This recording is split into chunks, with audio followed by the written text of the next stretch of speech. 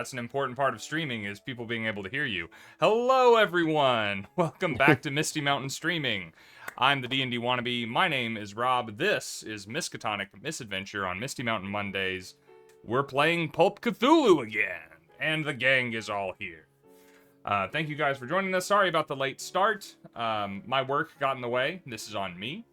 I was out at a meeting in a place that was not this place, and someone else was my ride, and the meeting was more important than the stream. And wow, so we just came right out and said that. Yeah, sorry. That was I'm sitting right here. I was thinking the same thing. you people, the three of you are more important than my meeting, but the stream itself. Sorry. Hello, Jaeger. Hello, Holdren. I will get to the rest of the peoples in the chat. I see people are using the new chat commands. That is great. For now, I have some announcements to get to, but let's go ahead and refamiliarize ourselves with the really cool people who play this game with me. Let's start with Brian, as I fix your screen a little bit. Oh, am I really small on the screen? Your head's being chopped off. Yeah, I will fix. You don't do anything. If we both do something, understandable. So, hi everybody, I'm Brian. I've been playing RPGs for far longer than I care to remember. But this is my first time playing Cthulhu, and I've really enjoyed it so far. I've been familiar with the lore of the game since the early 80s, but it's one of those games that's kind of hard to get players to get into. So it's been really nice being able to experience something a little bit new. Last weekend, I was at Level Up, and of course, I bought a set of dice, because I always do. And I got green cat's eye. Ooh. I like the font on that. I like the font a lot. The color is not popping because of I know, chroma it's not key. because That's of my... shame, because those are so pretty. But yeah. But yeah, I love those dice. I've had my eyes on them the last couple of shows, and then I'll stroll by and roll the D20 every now and then, and I rolled a natural 20, so I was like, oh, yeah, this is the show, I have to buy it. Yeah, I mean, what are you going to do? It's the law. Exactly, Sure exactly. Next up, we'll do Katie. Hi, Katie. Hi. I'm Katie. I've also been playing tabletop games for a while, almost half of my entire life. I'm also Ominous Watermelon here on Twitch. I don't really have any big announcements or anything. I got new tattoos recently, so those are all. I've been wanting to ask, but I didn't want to interrupt. I thought I saw new tats on your wrist. Yeah, we've got some cherry blossom flowers going on there. That's very cool. I like they're starting up on a sleeve, so that's fun.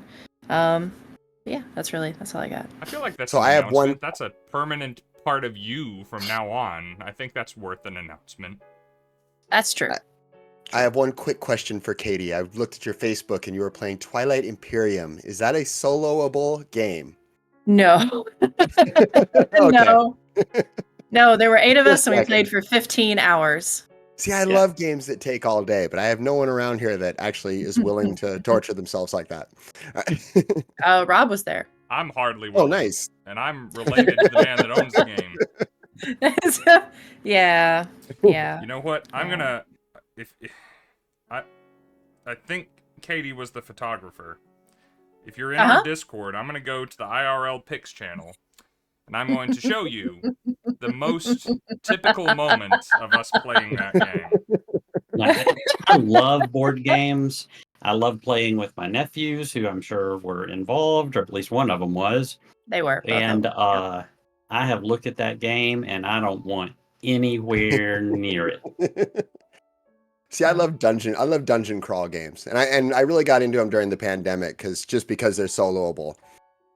That to me is one of those games. There was one we used to play when I was younger that only took an hour to play, but it was the same sort of thing.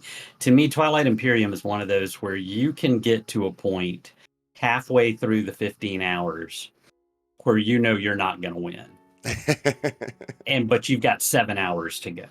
Yeah. Again, sounds like my kind of game. Yeah. It is. But before we introduce... Well, you know what? I'll give my opinion on Twilight Imperium in a moment. Hi, Mike. Welcome back. Am I supposed to do my introduction now? I'll be quick because we're late anyway. I'm Mike, Uncle Mike, Diggy, love Cthulhu. Love to play this game. Playing Travis Cole, federal agent, pilot, wild man, who just saw a blast from his past, I think, in the last scene of the last game. And I'm sure that's where we're going to pick it up. I will also tell Rob while I'm thinking of it, I got the 10-year bullet. It's awesome. Now, Nice. bullet or bullet rye? This is actually bullet bourbon, 10-year. I know that they have a reputation built on the rye, but I like the. I love the rye, but better. This is good. I have. This has nothing to do with the stream. I'm planning to make a trip to Birmingham Friday. If you have a few minutes, Mike, I bought something for you weeks ago that I have to pass to you. I make myself available for gifts. As well, you should. And for people wanting to know about Twilight Imperium, or should you play it, the answer is no. You have to be a very particular kind of maniac to enjoy Twilight Imperium. And by some strange coincidence, I am almost that maniac. I enjoy it for the first 10 hours, and then I would rather die than play the 11th one. But we really did have a good time. If you're around the right people, that really saves the experience for you, and we had a great group playing the game that we got to hang out with all day. So that was a great experience. Again, we are starting late, so let's get through the good stuff here real quick. Thank you to Stellar 7, Wonderboy, McTaggart, Unknown User, Alien Trash Kitty, Anaboko Karasu, probably, Streamfleet, Sweet Tea Games, Miss Silver, Trig, The Sea Cat, Undead Assassin, Kibor, Katie, you know who you are, who followed 2 days ago, Umaistas, and Take your word for that. Immerin Dragonfang. Hello to all of you guys. Thank you for following and being a part of this growing family in this corner of the internet. We are Misty Mountain Streaming. We like to tell and experience cool stories, and our favorite way to do that is by playing tabletop role-playing games like Call of Cthulhu. If this is your first time joining us, I do encourage you to look at the very bottom of my side of the screen, where we remind you that this is an adult's stream. We are all adults. We know what we are comfortable with. We have discussed those things, and we are going to explore things within our own comfort zones, and we invite you to watch and participate to some extent in those things. But our comfort zones may be different from yours, so we ask that you view at your own discretion and pay attention to the Twitch tags to know a little bit about what you're in for. We are adventuring our little group in 1930s Palestine, as our group of Hannah Cooper, Travis Cole, and Brad Xavier, or Dr. Vargas, depending on who you ask, are all off in search of Solomon's Key, or the Key of Solomon if you prefer, a set of books with instructions and safeguards for summoning demons, as King Solomon of biblical fame understood them. Our group knows better and knows what eldritch entities might be at the beck and call of these tomes, and importantly, knows that two groups, presumably separate groups at least, are after them. One is Mr. Alvin Barlowe, and the other is backed by, entity who has been identified by the party as the embodiment of Nyarlathotep. And then we have our little troop hoping to take their revenge on Barlowe to secure these books and prevent the inevitable doom of mankind by the people who stole the Necronomicon from Miskatonic University in Arkham. As we left them, Brad and Hannah were having a conversation with the Black Pharaoh, while Travis Cole was keeping tabs on Saida. And following Saida is a blast from the past. One Francis Boyle, who apparently can take other shapes, not that that should come as any great surprise to anyone who saw our Hotel Excelsior stream from weeks previous. And currently, only Travis Cole is aware of her presence. And that is pretty much where we left it. Travis, seeing Francis Boyle again, what is your reaction? What are you thinking? What are you doing? So, well, I mean, first I'll remind anyone who did or didn't watch the previous stream where my character and Francis was introduced, that although Mike knows what went down at the Excelsior, Travis doesn't. Travis thinks something weird happened and he thinks there's more than anybody's telling. But basically, he knows there was a fire and his employer and best friend died in it. Probably, but that's what started him. There were too many things that didn't add up and whatever. But this is yet another person, including Hannah, who used to be known by another name, was also there. So my answer to your question is, what is Frances doing exactly? Is she moving with purpose, like she's leaving? Is she about to sit down and have a drink? Is she having a conversation with somebody? Because that'll make my decision. So, she was mingling in and about the party as Aunt Ruth. Even grabbed onto your arm and wanted to have a dance with you. But when your friend Saida, the sorceress, makes her way away from the creepy-sounding bungalow that Hannah pressed her ear up to in disguise last session, Aunt Ruth / Francis Boyle peeled off from the party to follow her. Okay, so my instinct is to go tell somebody where I'm going, just because that will save time and facilitate things in the long run. But if I think I'm going to lose them, I mean, the whole reason I'm watching is to not lose them. So I am going to pursue them and hope that I am so lucky that I run into the kid in the lobby that is dying to do things for us. I can't remember his name. And I will be looking for him as I look for them. I actually have his note, Judas Ben Judah. That's right. Very unfortunately named kid. Yeah, it's not a great name. I mean, I didn't see any reason to tell him that. I figure he knows it. He's stuck with it, you know.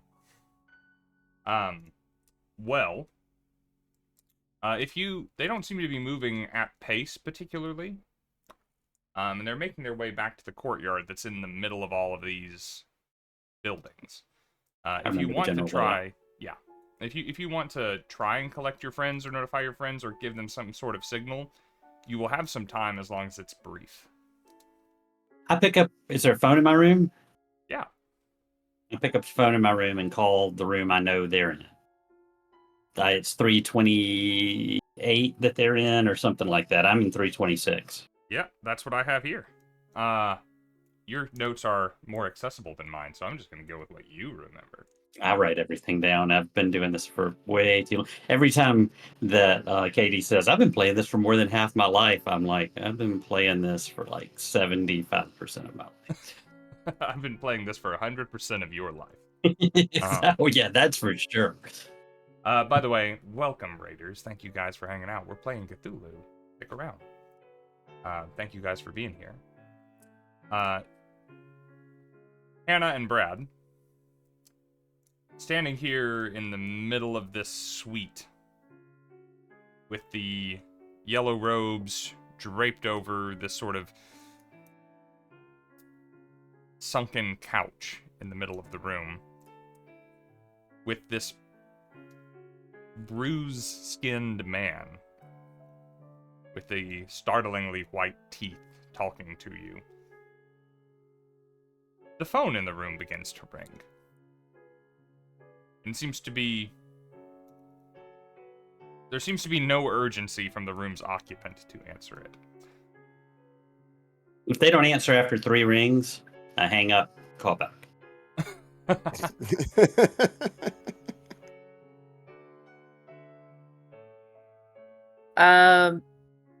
I'll kind of look around at everybody, and like if I notice that as he has introduced himself, Nadir is not going for it, I'll just inch over there and He kind of pick it up. laxly indicates the phone with the finger as though his permission were necessary in part of this maneuver. Yeah. And I just ignore the phone and just keep staring at him. You reach one another on the phone. Hello? Ellie, Hannah, sorry. Frances Boyle is Aunt Ruth, and she's here, and she's with Saida, and they're downstairs, and I'm going to go beat her. I don't know what you're doing, but it can't be half as interesting as Frances Boyle being here. Wow. Okay. Okay, I'll see you in the courtyard. Click. Mike as a player is so great. He's the most metagaming non-metagamer. I didn't metagame. No, that's what I'm saying.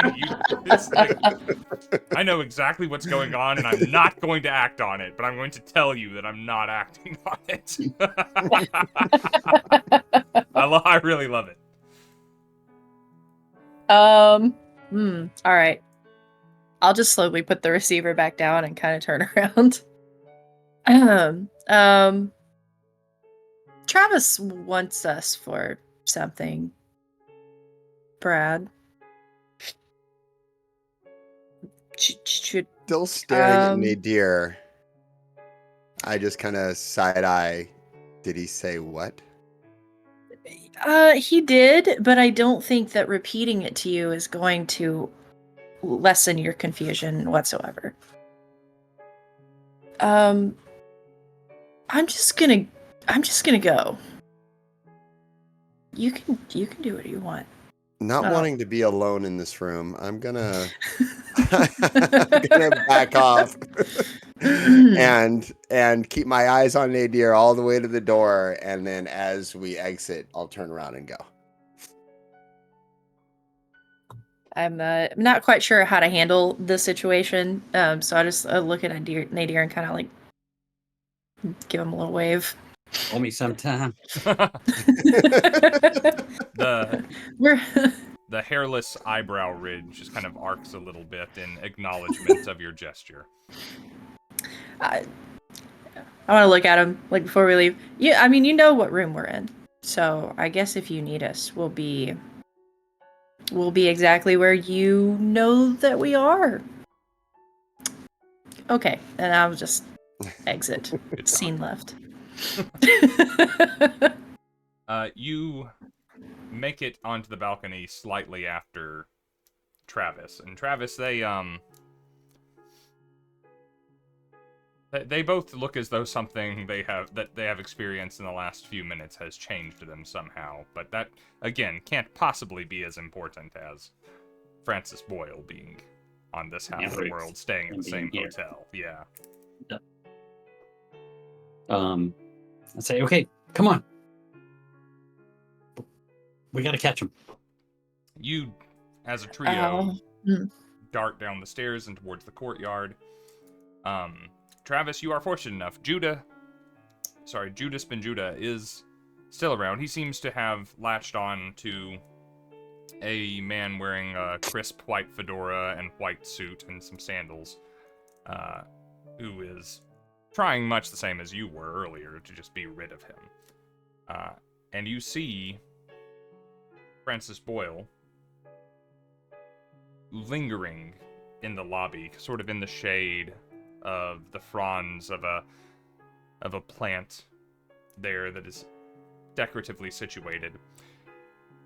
Very nonchalantly, apparently though, to someone with your training, keeping an eye on Saida as she is loading herself into a car out front. So, Francis is still in what I would consider the hotel. Yes. And Saida is leaving in a car. Yeah, there's these... I have never tried to explain this little piece of architecture in my life, but it's like a wall, but it has all these symmetrical patterns that are just holes out into the street. Yeah, I understand. Whatever those are, she's looking through that out at the street, and it's going to drive me insane that I don't know what to call these things anymore. But the last time I saw them, they were together and familiar. No. Oh, no. She was just watching. They're not interacting. Yes. Aunt Ruth was tailing her. It's better. Okay, I got it. And you say I see Judah? Yes. He is pestering another hotel guest. So on the way down the stairs, I did my best to give Brad the 50,000 foot version of this woman was some sort of collector of mysterious objects, and she was at the Excelsior and it burned down, and I don't know if she lived or died, honestly, but apparently she lived, and she can turn into old ladies at weddings. And Brad's got this expression like he's hearing the teacher from the Peanuts. And he's just got a distant stare thinking about something else entirely. I reach in my pocket and grab a couple of bills, I don't know, for $5, $7, whatever dollars, too much. And I hand it to Judah and I say, I will give you this amount again if you are waiting out front with a car for me when and if I need it. Yes. Yes, I will. Yes. Right away. And I stopped listening to it. He like runs 10 feet, turns. Thank you. Runs 10 feet. Very much. Go. Like he's not got a lot going on in his daily calendar, so this is. I assume you described him as like a teenager, so I don't know if he can drive or not, but I'm gonna let him figure that out.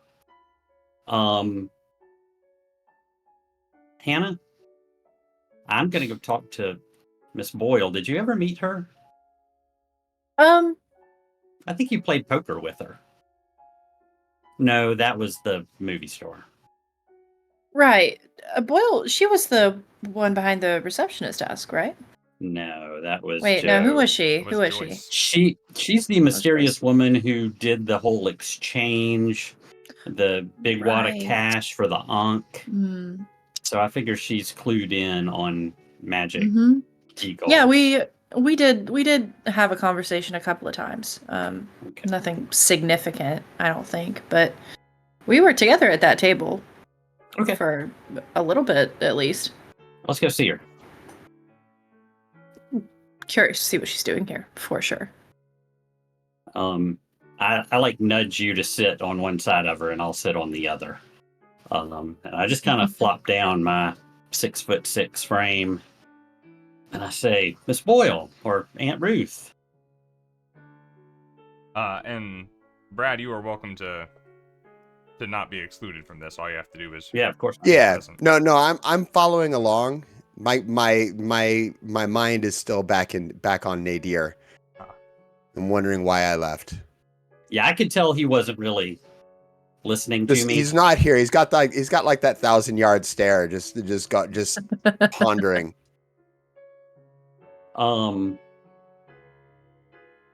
Miss Boyle turns at your salutation, and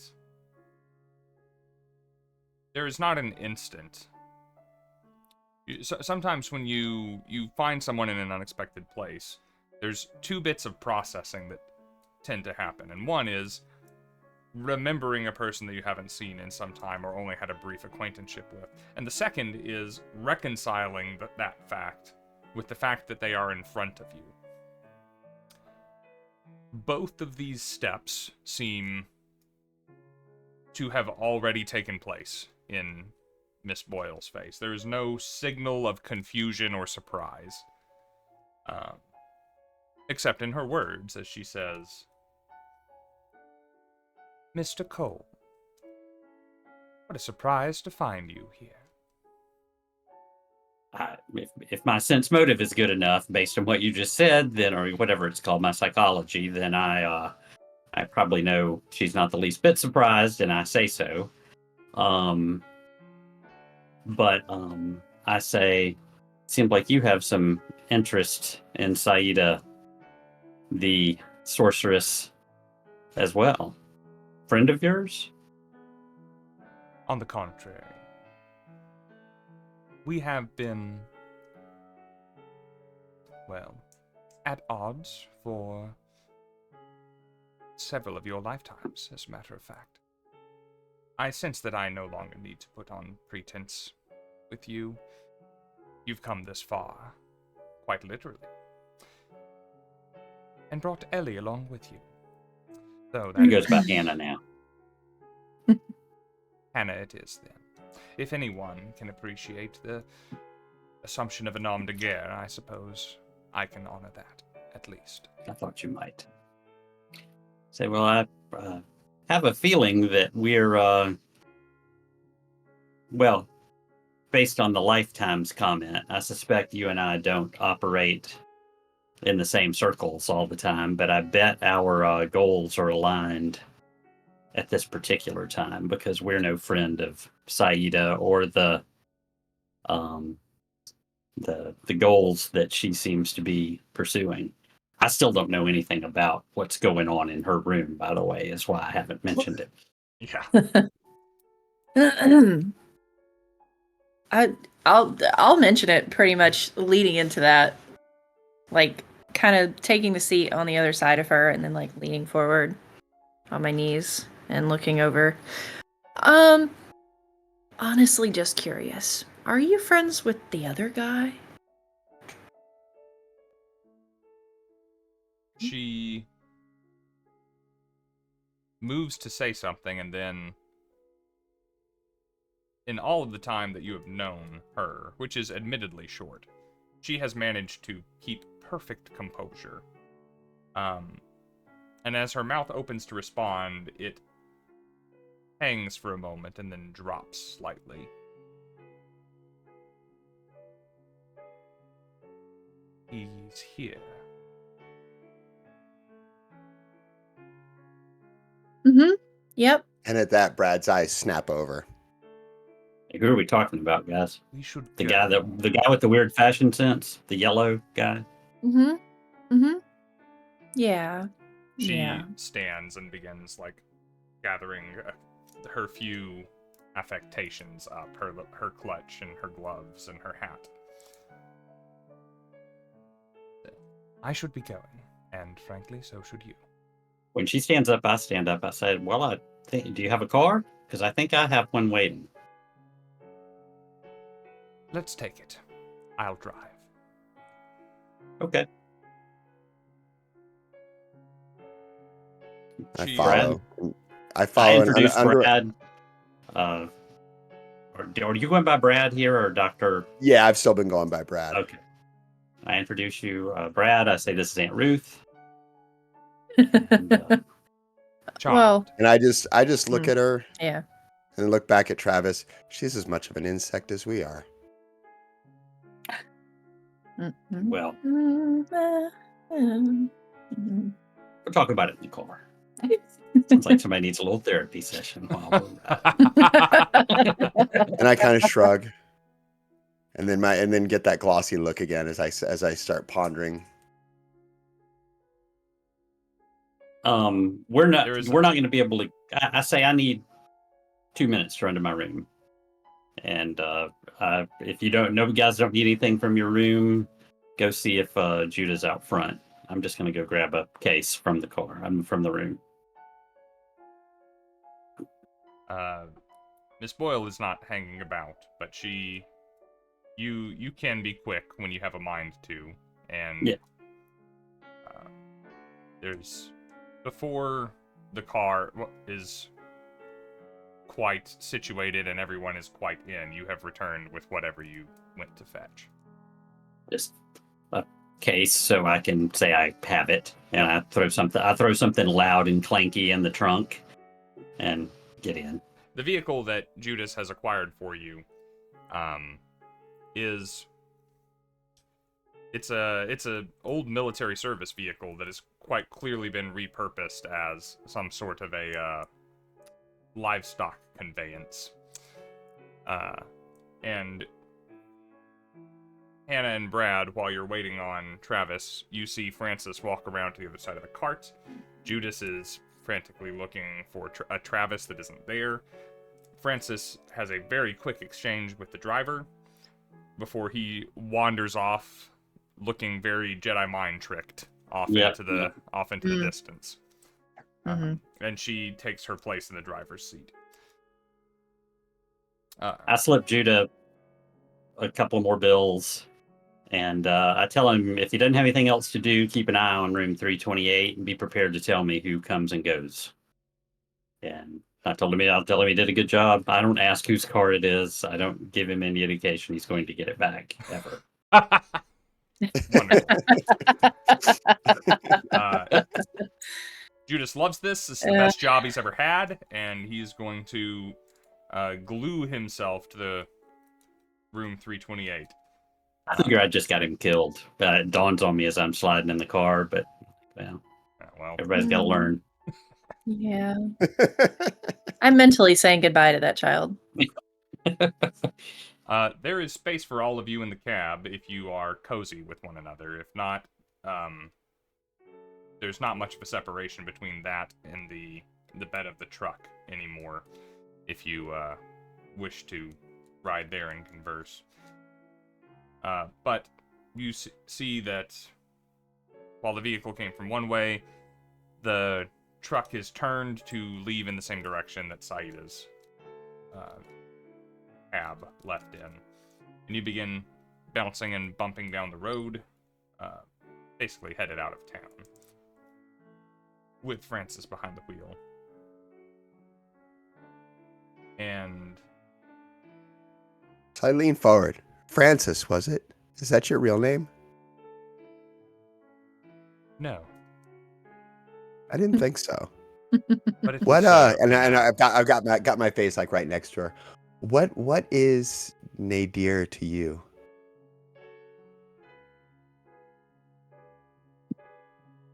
simple name for a complicated problem.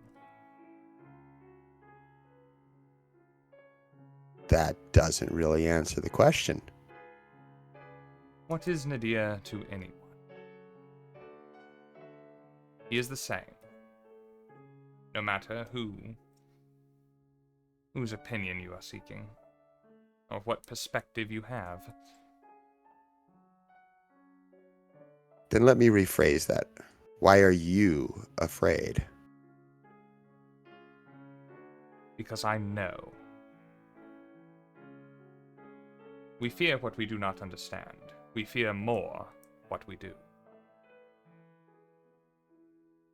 I have the great misfortune of knowing precisely what he means. As do you, I suspect. I have an inclination. Yeah, we have like an idea. I'm just not sure I'm smart enough to be afraid. And then I lean back. Just That is fold the my arms. privilege of insects, as you put it. But there is a great shrug. difference between a worker ant and the queen. It is appropriate that you know your place. I don't think you're a queen.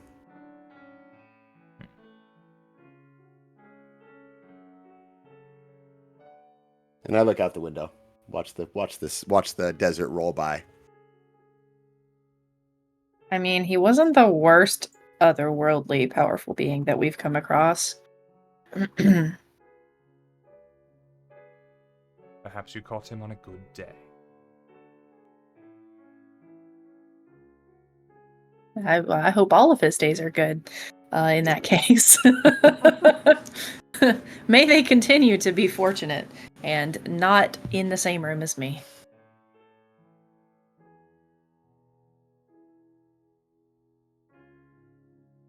You have come a long way, the two of you. From where I last saw you, you are, in some cases quite literally, entirely different people. That is to your credit. And you keep very interesting company nowadays. Yeah, Brad's pretty cool. Brad's all right. Tell me what you know. I will fill in the blanks. Great. It's a guy named Barlowe who's an associate of Armitage. I don't think I have to tell you who these people are. He's here looking for Solomon's Key. Your friend Saida got a hold of the Necronomicon. We're here to thwart and stop and acquire all of those things and all of those people.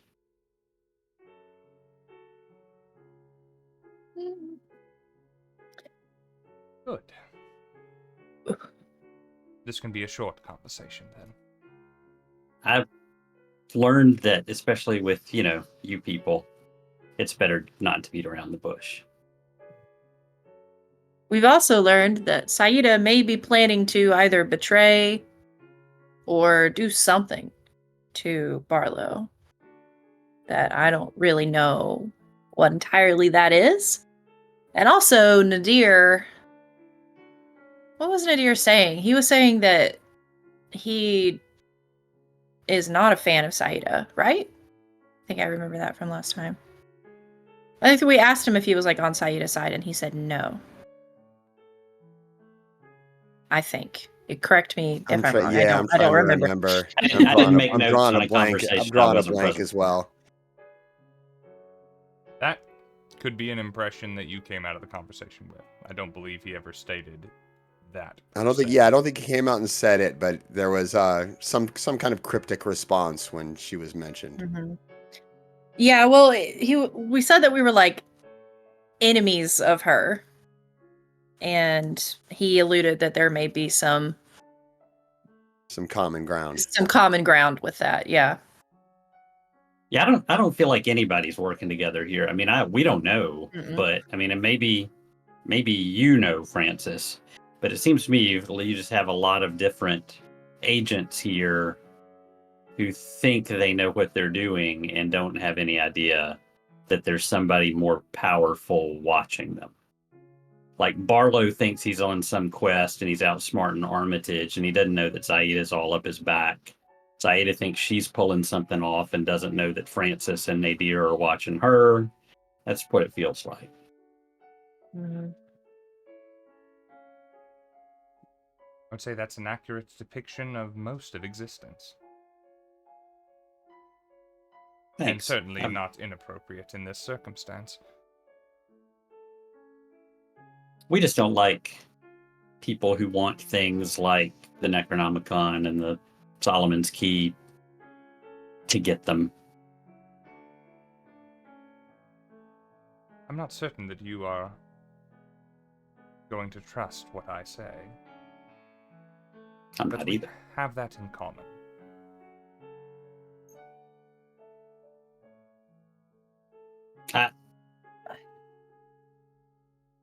I'll believe you until I have reason not to.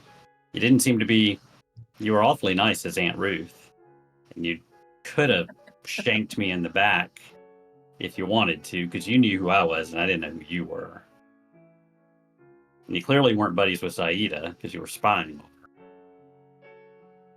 Well, as the saying goes, the enemy of my enemy is my friend. But better yet, the friend of my friend is my friend as well. And you have good taste in friends, Travis. Yeah, Brad's pretty cool. Hey. I'll just get out here and walk home. Well, I hand you a present cigarette. company included. Certainly not exactly what I was talking about. I understand. So what are you here for? I told you our mission, such as it is.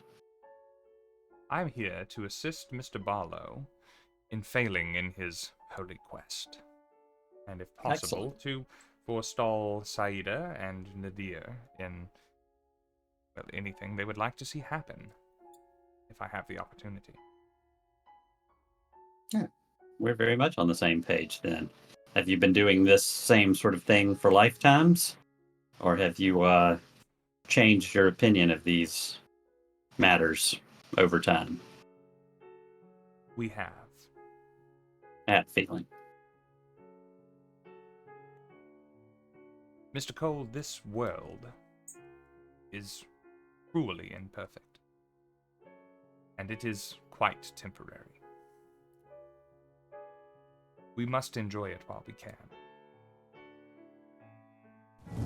I am in the business of preserving this existence and the forces that keep it in line. Forestalling the arrival of anything that would imperil it. Which seems to be the interest of quite a few insects who become a little too self-aware. It's for this reason that once upon a time I brought a weapon to a hotel in Chicago, which was used to almost perfect effect. Though there were casualties, there always are going to be. Now, the weapon is out of my hands, and I intend to change that, and I could use your help.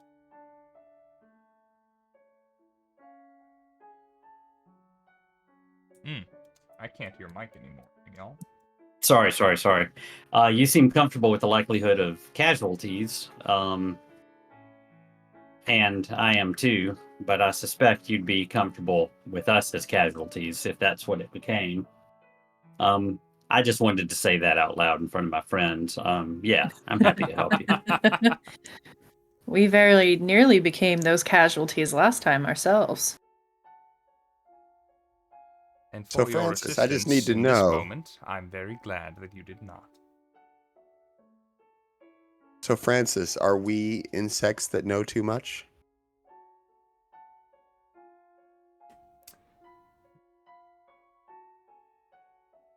What you are remains to be seen, but I have high hopes.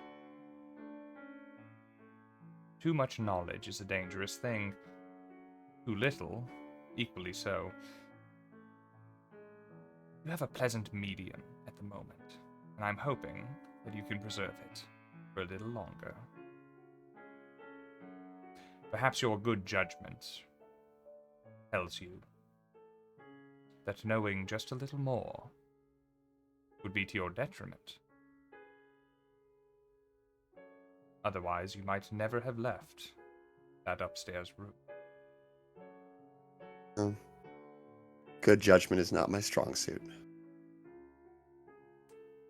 Hello again, by the way, to the Raiders from Smashley. Thank you guys for coming in and hanging out. We're playing Cthulhu tonight. I appreciate you guys being here. Hope you find a reason to stick around.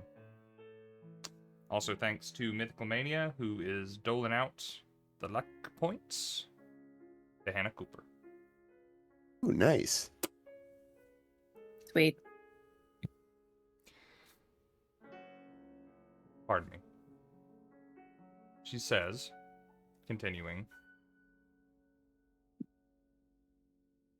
Barlowe and Saida both deem themselves cleverer than the other.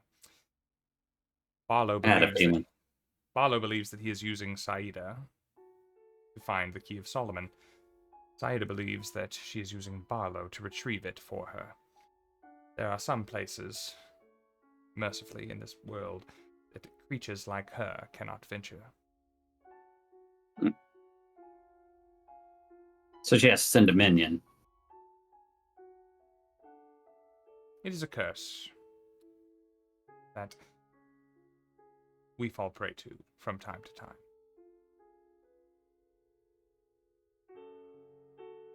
However, nothing is stopping people like yourselves from going where they ought not to go.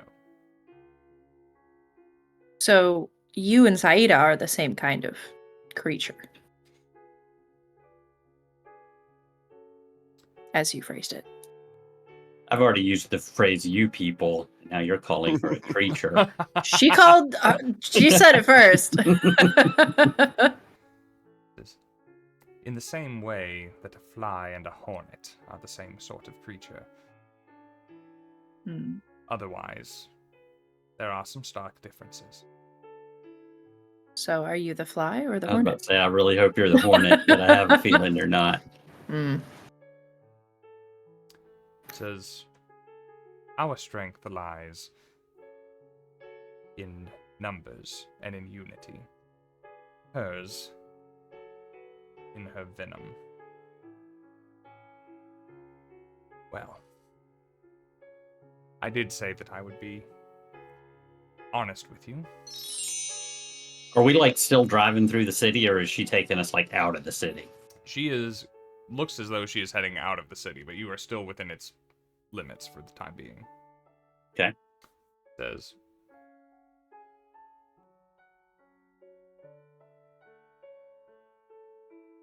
Saida knows where the key is. She simply cannot reach it.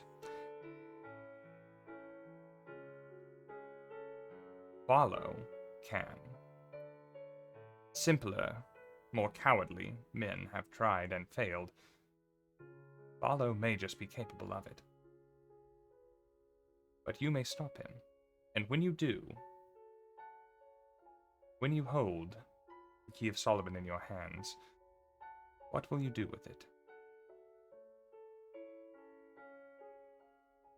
Really great question. My instinct, generally, if there's, I mean, I don't say this is the internal part. If there's nothing to read on it, then I go back to my default setting, which is I believe in destroying all that stuff or putting it somewhere that people like Barlow and Saida can't get to it.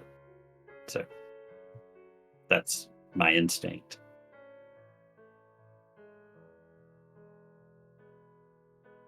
Mr. Cole, if there were more men like you in history, there might be more of it. I think that was a compliment. Thanks. Think. I will take you I to light where Barlowe another is. cigarette. Get out my flask. I can take you to where Barlowe is, and can follow you to a point, and then you are on your own. I can't promise you what you will doesn't that find surprise there. me? Because, Mr. Xavier, whatever you may or may not be, you are an intelligent man. I cannot promise you what you will find there.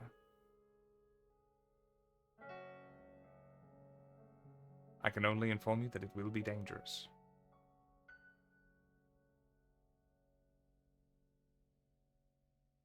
Nevertheless, I pray to Yig you succeed.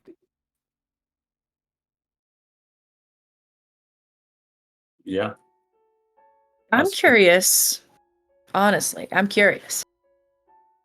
Oh, what is the Key of Solomon capable of doing?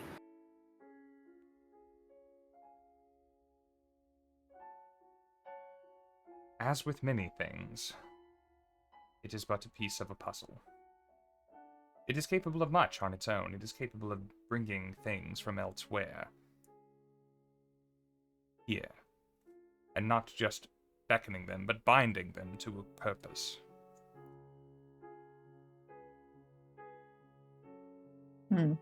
Not only that, Is it? but Oh, go ahead. there is knowledge contained within, fragments of great secrets, truly arcane knowledge. That, if assembled, so the stories say, could spell the doom of this existence. It could beckon creatures that could not be bound. It could draw the attention and therefore the ire of things I shudder to think about. Something like Nadir. Question mark. You see her back kind of straighten against the seat of this rickety old truck. Says, my dear, things that Nadir sees in his nightmares.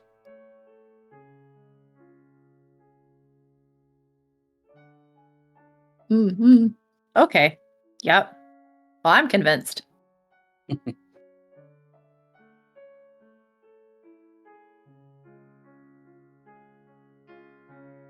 This will not be a short journey. there's anything you must do to prepare, you must do it now.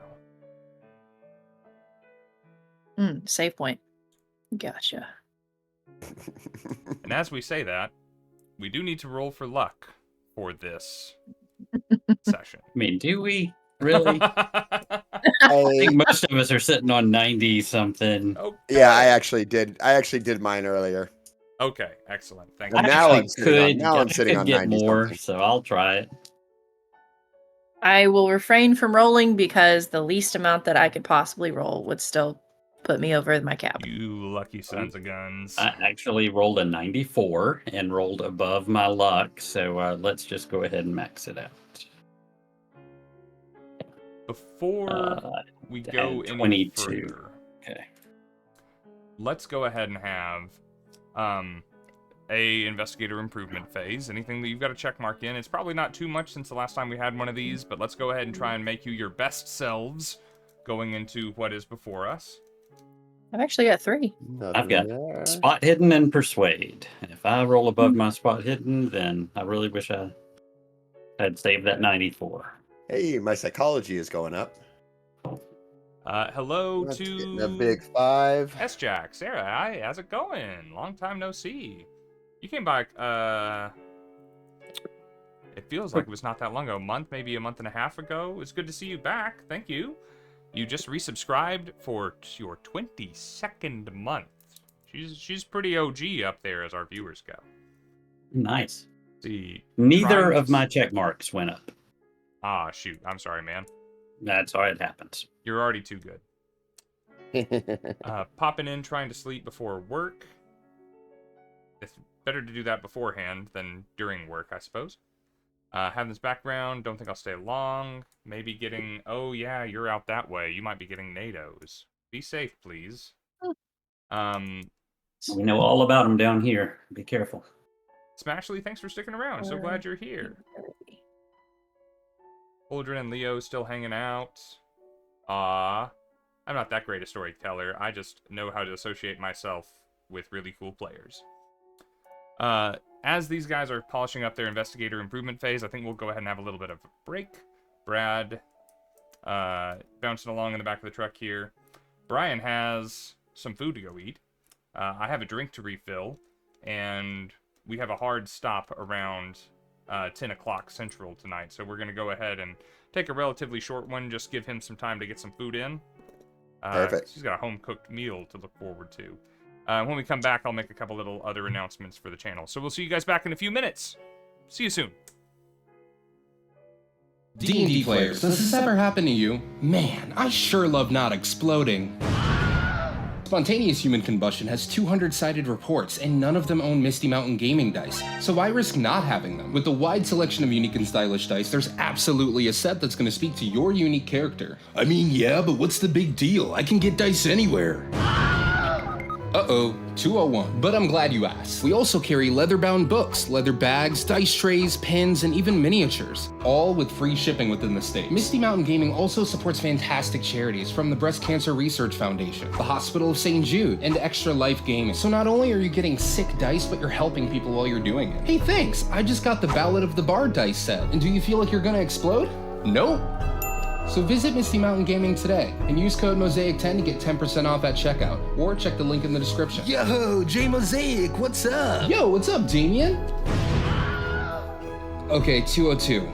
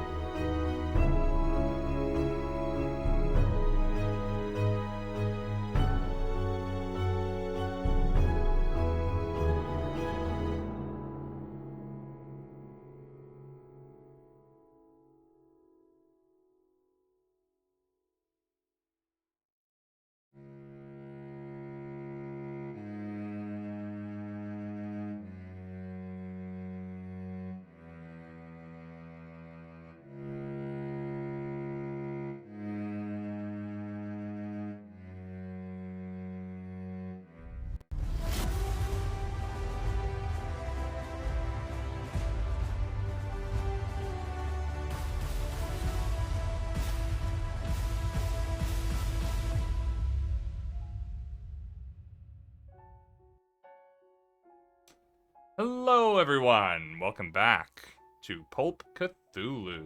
What's going on, Dancer? Good to see you. You're not 49er Steve Young. No. You are Dancer, and you will always be Dancer. Thank you guys for your patience through the break.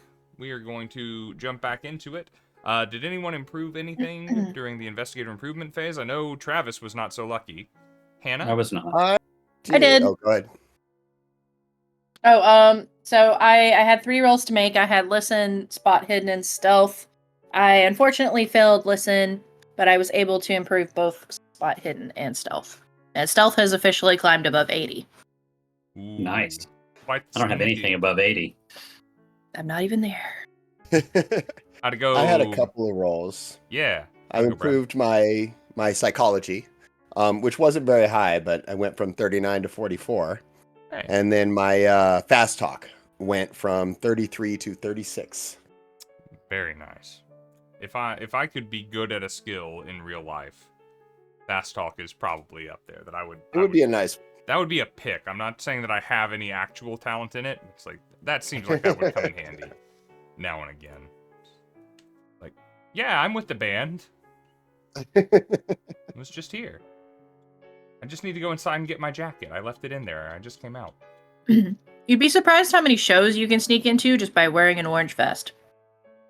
Oh, that makes sense. Seriously. You just walk up the back door and they're like, yeah, I'm going. I've started doing this thing at conventions when we go, of just walking like I belong. And turns out most people at conventions aren't paid enough to care. That's right. They're not ready to wrestle you, especially like No. 6'4" guy coming at me. I walked into the green room at a pretty large convention and just started meeting people and like eating coffee and free pizza. I was looking for somebody that was I was allowed to talk to, but I was probably not allowed to talk to them there. All right.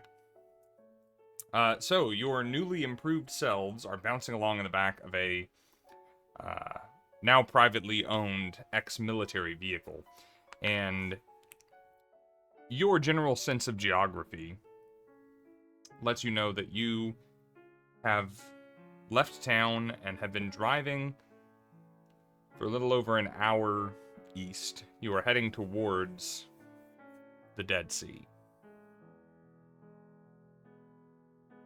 The paved roads, even in disrepair as they were, have given way to occasionally loose sand and rocks and bumps and general discomfort in this ride. Francis just keeps plugging doggedly along, looking rather out of place in all of this, with the short, close, flapper girl haircut, and the rest of you, and with Travis's case ricocheting around in the back of the truck. She takes you, as the sun is beginning to set, to this rocky collection of hills. She begins winding the car between them, and she leaves even what passes for a road behind to take this vehicle away from prying eyes and actually stops it in a rather invisible valley between a couple of hills. Parking it and taking the keys and tossing them into her handbag without much conversation as to where they might go. Turns to the rest of you and says, "We will need to walk from here." So, okay, I just need to grab a couple of things. What time of day is it? The sun is setting. Okay. I hand Brad and Hannah a flashlight. I have 2 flashlights. I don't need one, so I give you each one. And then I, as usual, offer guns and ammo to anybody who wants them. and comic books. I throw out my half-empty pack of cigarettes, get 2 full packs, fill up my flask quickly from some bottle of Irish whiskey back there. I've got my cane, I slide the shotgun, and I put a 45 in the holster. While you're offering, I load up on 45 ammo, so I have a couple of reloads for that. I've got one of those as well. I will also take ammo for it. Did you bring the bat? I pull it out and I hold it up to you. Say, somebody needs to carry it. You know, Well, actually, I hold up a shotgun and the bat, and I say you can have either one. I'll take the bat. All right. I'm trusting you with it. As you should.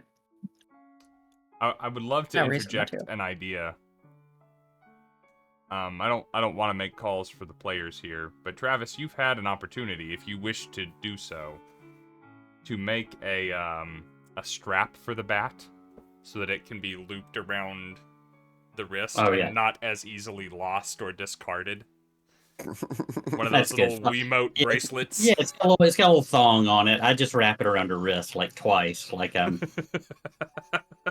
taking care of my kid, putting her Disney pass on her. I've been put on a leash. That's fair. That's fair.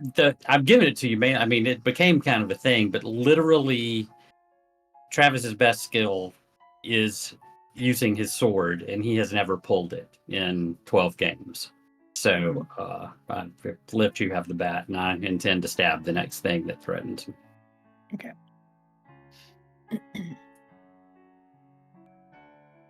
I just need something to be like the step I take before the gun, you know? Yeah. Although I should have a dagger hidden somewhere. Well, and as soon as you start using a gun, all the bad guys know what's going on. Mm-hmm. So just keep that in mind. Yeah. The bat's for blunt force, the dagger's for sneaky stab. And to hear you guys tell it, Barlowe is a crack shot, so be careful. Mm-hmm. He's something.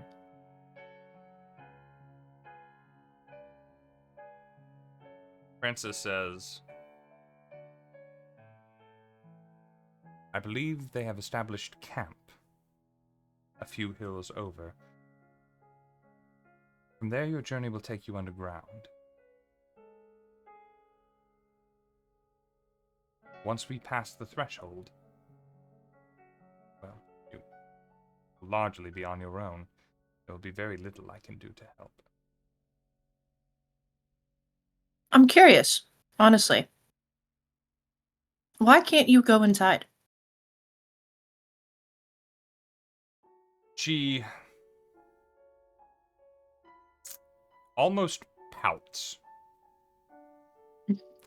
in a kind of tsundere kind of way. Says,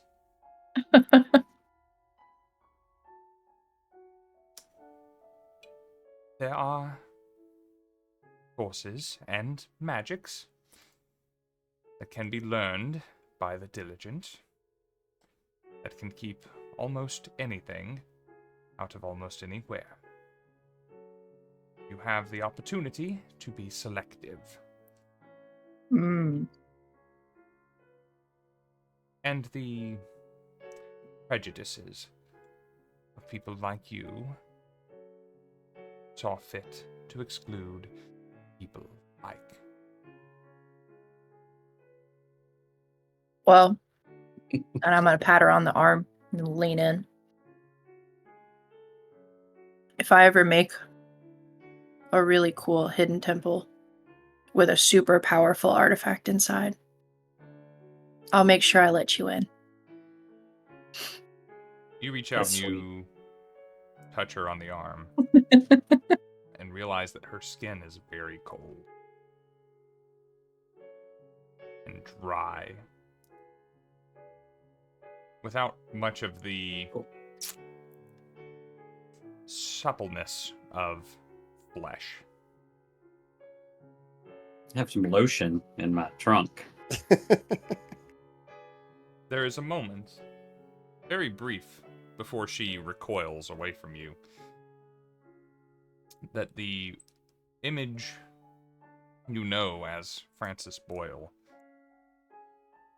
is broken for a moment. You see narrowly slitted eyes, far too far apart, across a wide, scaled face. An elongated neck going down to narrow shoulders and a lithe, serpentine form.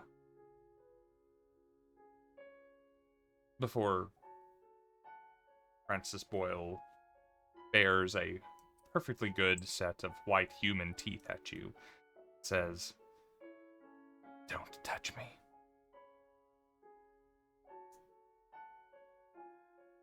Noted. Noted. I'll step away. Sanity check. Yeah, I think that's appropriate. Aldrin saw it too. Oh. Oh, he can't. There you go. Great minds think alike, man. Y'all are better at this game than I am. I'm really good at putting my fingers places they should not be. But bump. Come again? Well, if she does it right. Again? Mike, alright. Well, y'all control yourselves. Hey, it's 18 plus, right? I gotta get No. my money's worth. Yeah, that's true. We're not really usually giving the doesn't people take what this they're long. here for. Right? Alright, here's my bad people things. Good one, Lily. Alright, what do we got here? If you succeed, you are okay. If you are not, then we're talking about a d6 amongst ourselves. So who rolled a successful sanity check? Oh, was it we're all all- of us? we're I all thought it rolling was it. just Oh, the you all toucher. no, you all see it. As soon as she is touched, the guise is broken for a moment. Damn it. I Okay. wouldn't have said anything if played I thought it yourself. would have Shocking. fixed me. Shocking that no one accidentally bumped into her on the drive here. I failed. I failed. I'm good. All right. Let's roll a d6. You failers, you. I prefer to think of myself as a failure. Well. 3. Oh, 6. Oh. Ooh. Oh. Ouch. Oh, Travis. I am checking all the boxes tonight. I have not succeeded at a dang thing. Without saying the S word. All right. Well, did you lose any sanity? Hmm. Let's know what? see. That's going to take me down into the nether regions of sanity. I I can see the bottom of the cereal bowl. I think I'm already in the bottom. What let's do, I think we've had 3 or 4 sessions of you getting to play with your underlying insanities, which have been more or less relevant depending on what they were. Let's see. This was part of my insanity. I'm still very nice. It's true, yeah. You were very nice. You were offering to include her in your stuff. You were role-playing it well. Yeah. She looks sad, and I just wanted there to be a temple that she can go in, you know what I mean? Yeah, let's see. Metaphorically. 5 or more, but not a fifth of my sanity. Make an intelligence roll. So that's an intelligence roll for Travis. Yeah, Travis is really smart, which works against him in this case. Oh. Right, you figured it out. I finally rolled in the 20s. I've definitely made that sanity roll. Okay. All right. Well, Travis is going to be fun, so maybe let's finish Elhannah first. 4 or less, nothing new happens. Okay. So you are just whittling away at your sanity, Hannah. You have a moment of something that is happening beyond your control. Luckily, you're not holding a gun for me to make you fire. You you drop what you were holding, which is the bat, and then it just dangles from the cord that was wrapped 3 times around your wrist. And, Yeah. And off circulation. that's right. You're gonna lose the arm now. No, I was using that. Then, for the more intelligent of you, a new thought enters your head, Travis. You know a little about serpent people. Comics teach you a lot of things if you know the right ones. Why you read them? Yeah. This subterranean race, this ancient people, these innate sorcerers, these worshippers of Yig. You think she might have said something about that earlier, now that you think of it. It's things begin to click. So of course the serpent people don't want the old ones to come. They're controlling this whole world from the shadows. Why would they want that to end? They're in control. They're the hidden kings of all of this craziness. And Francis was there that night of Chicago. And the things that Everett Abernathy knew at the end of Hotel Excelsior and things that Travis maybe had begun to suspect through his line of work and reasoning.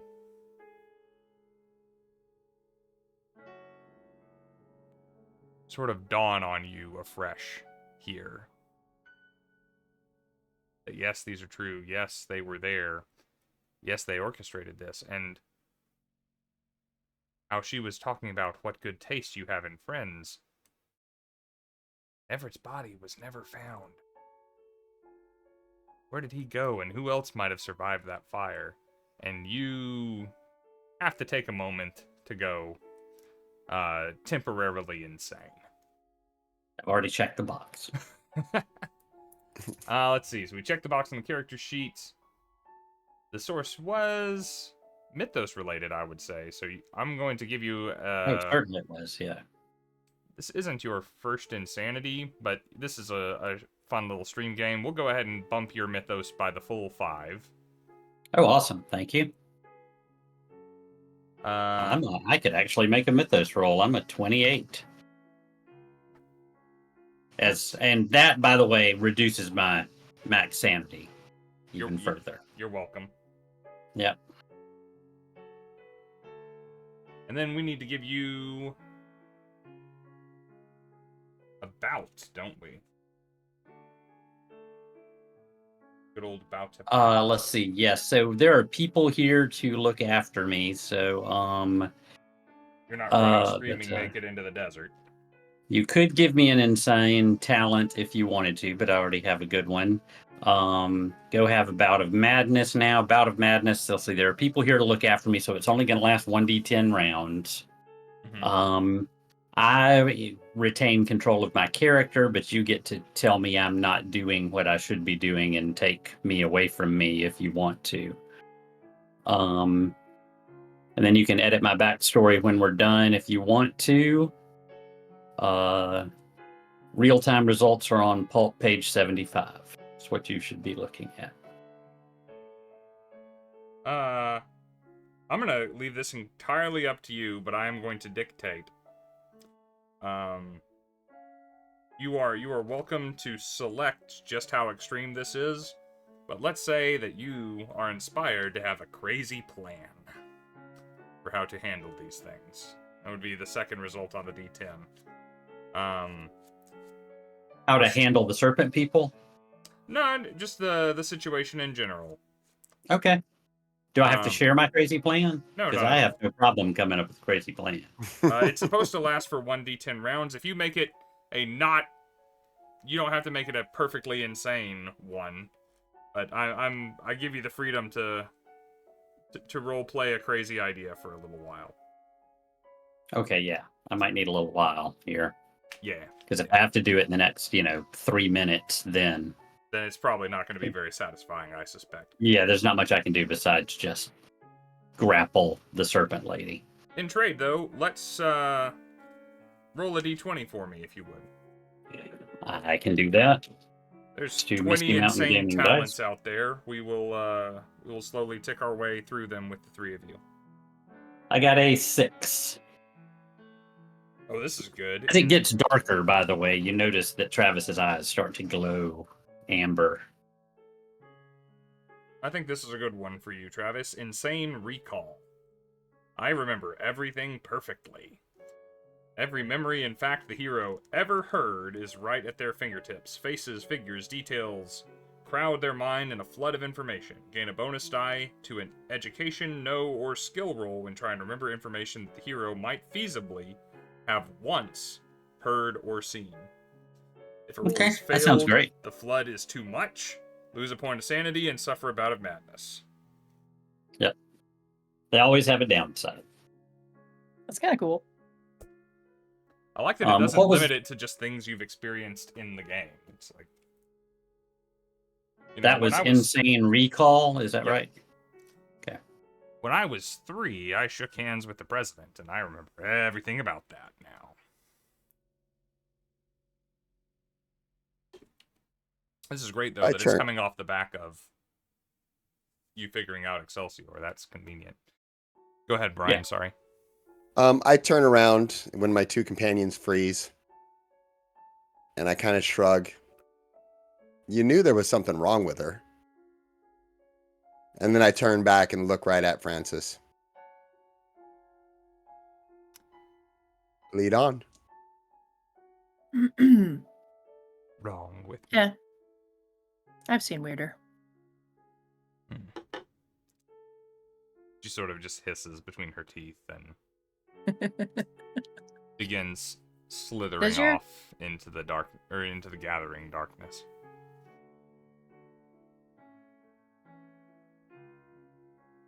Gonna ask her if her tongue did that. Dragon, I don't do that tongue thing. That tongue thing, yeah. I call it extra. Drag. I mean, my credit score is like 40. I will blow it all right here. Don't test me. That's right. So Sorry, I'm typing some notes here. Francis leads you forward. And it's not, as the sun is beginning to set, it's not difficult to tell where she's leading you because there is light and noise coming from ahead of you that there is not in any other direction. Nestled between a few of these hills, and these hills are rocky, dry, craggy geographical features. And you notice that there are crevices and hollowed out points as you are passing around them. Some that seem just to be cracks, hardly big enough for a piece of wildlife to hide itself in from some predator, and others actual caves, large enough for a man to pass into. Situated against such a... Nothing. Sorry, I was waving at my child. Situated against one of these rocky facades is a camp. It has half a dozen tents set up. The rumble and rattle of a generator, or 5, is out there, and there's a fire in the middle of the camp with several thrumming electrical lights aimed at the wall.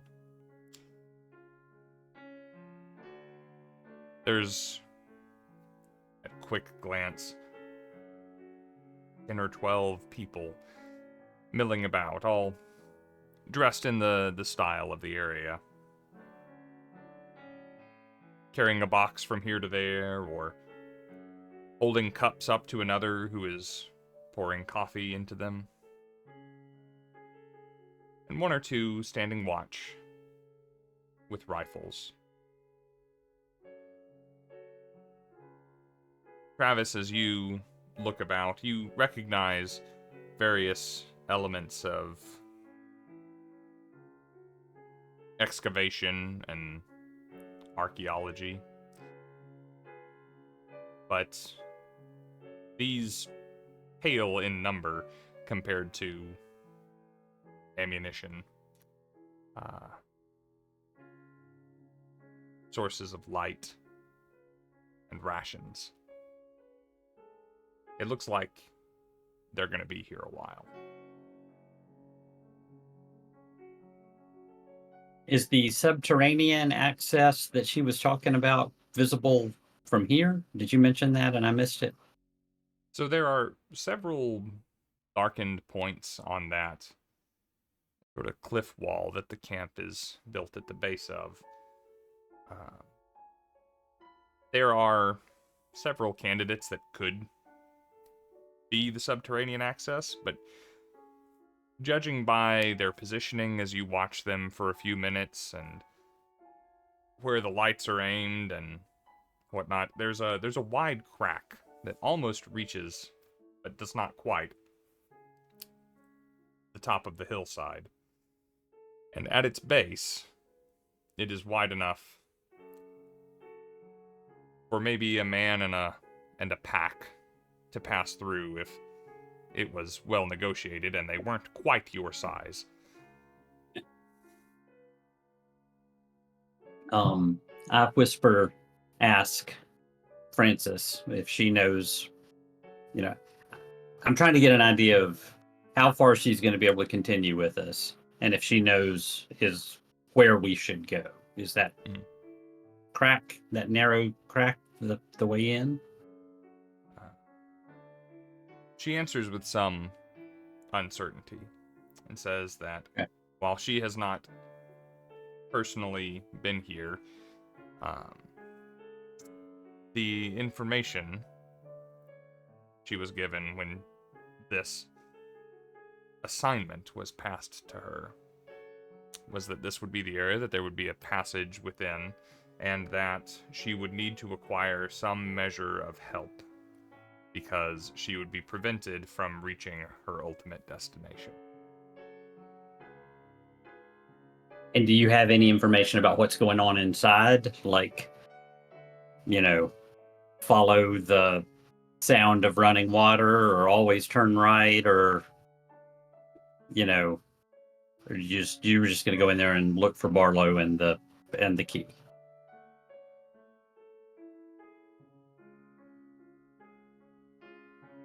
I'm trying to get every bit of information out of her because it's almost time to execute my insane plan. Right. I have an idea. Are these people yours? I asked Frances. They are not mine. That much she can answer readily. For what might be in store once you get inside, she says, I was told the information that we have is all secondhand, and it was relayed to us by the faltering words of broken minds. But small sets of gnashing teeth.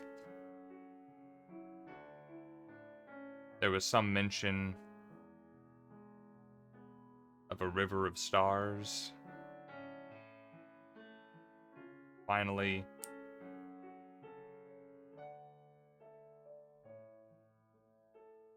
a place so quiet you could hear your own thoughts.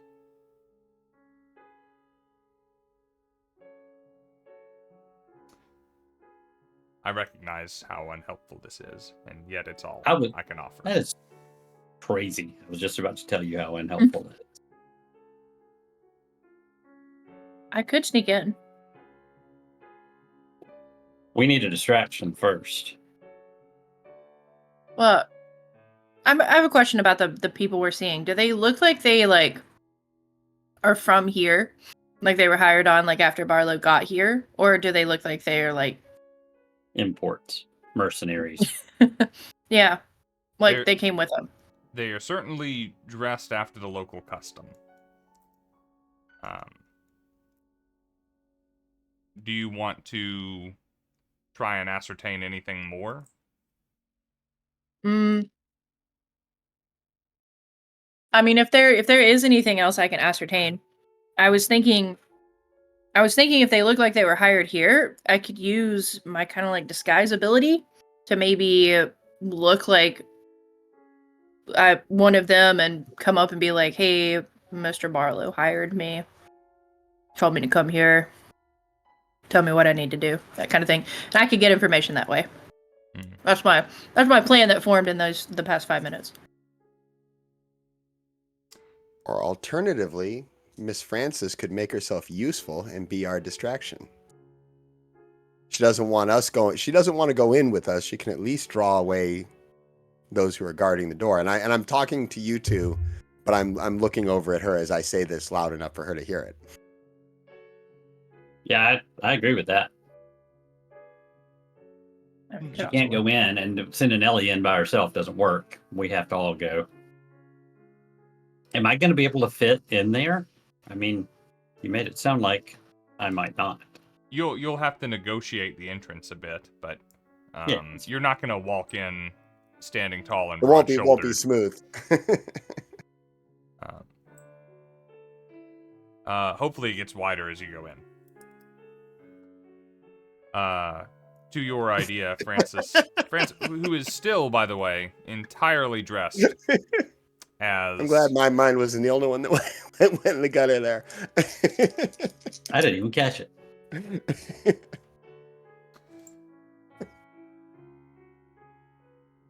Francis, who is still dressed as Aunt Ruth, by the way.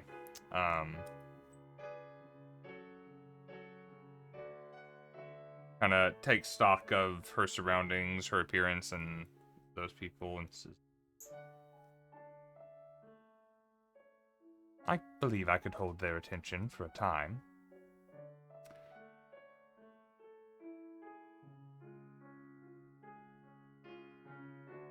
Well, that's probably good. Yeah. Okay, I'm gonna have to come up with a new crazy plan. I mean, we need to go. Every second is another second that Barlowe may be summoning up, a demon. So basically, I look at Frances. Well, let's get to it. She takes off her hat, takes off her shoes, takes off the shawl, takes off the dress, just begins disrobing. Says, It's great that Katie has popcorn while this is going on. If it's says, Look over at us and we're all sharing a bowl of popcorn. oh yeah, I'm watching.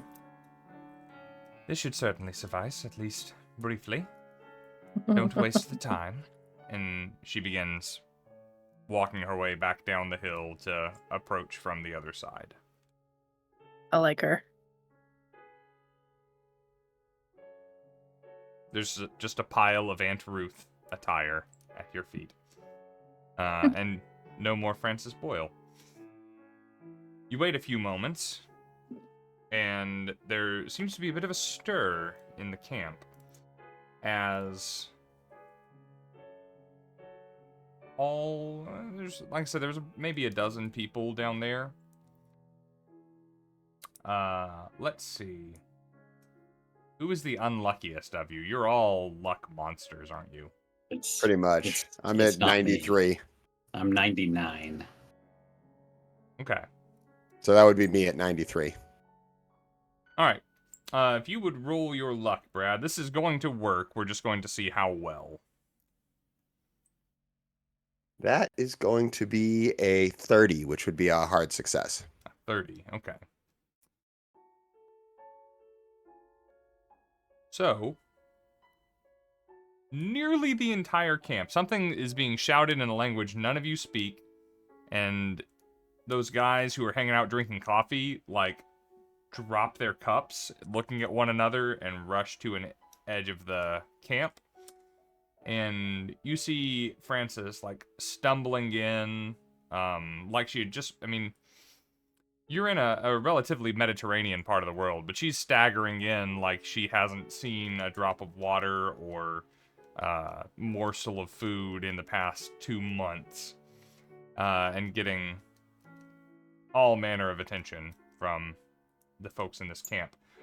There's 2 of the men with rifles have made their way to address the interloper in the camp.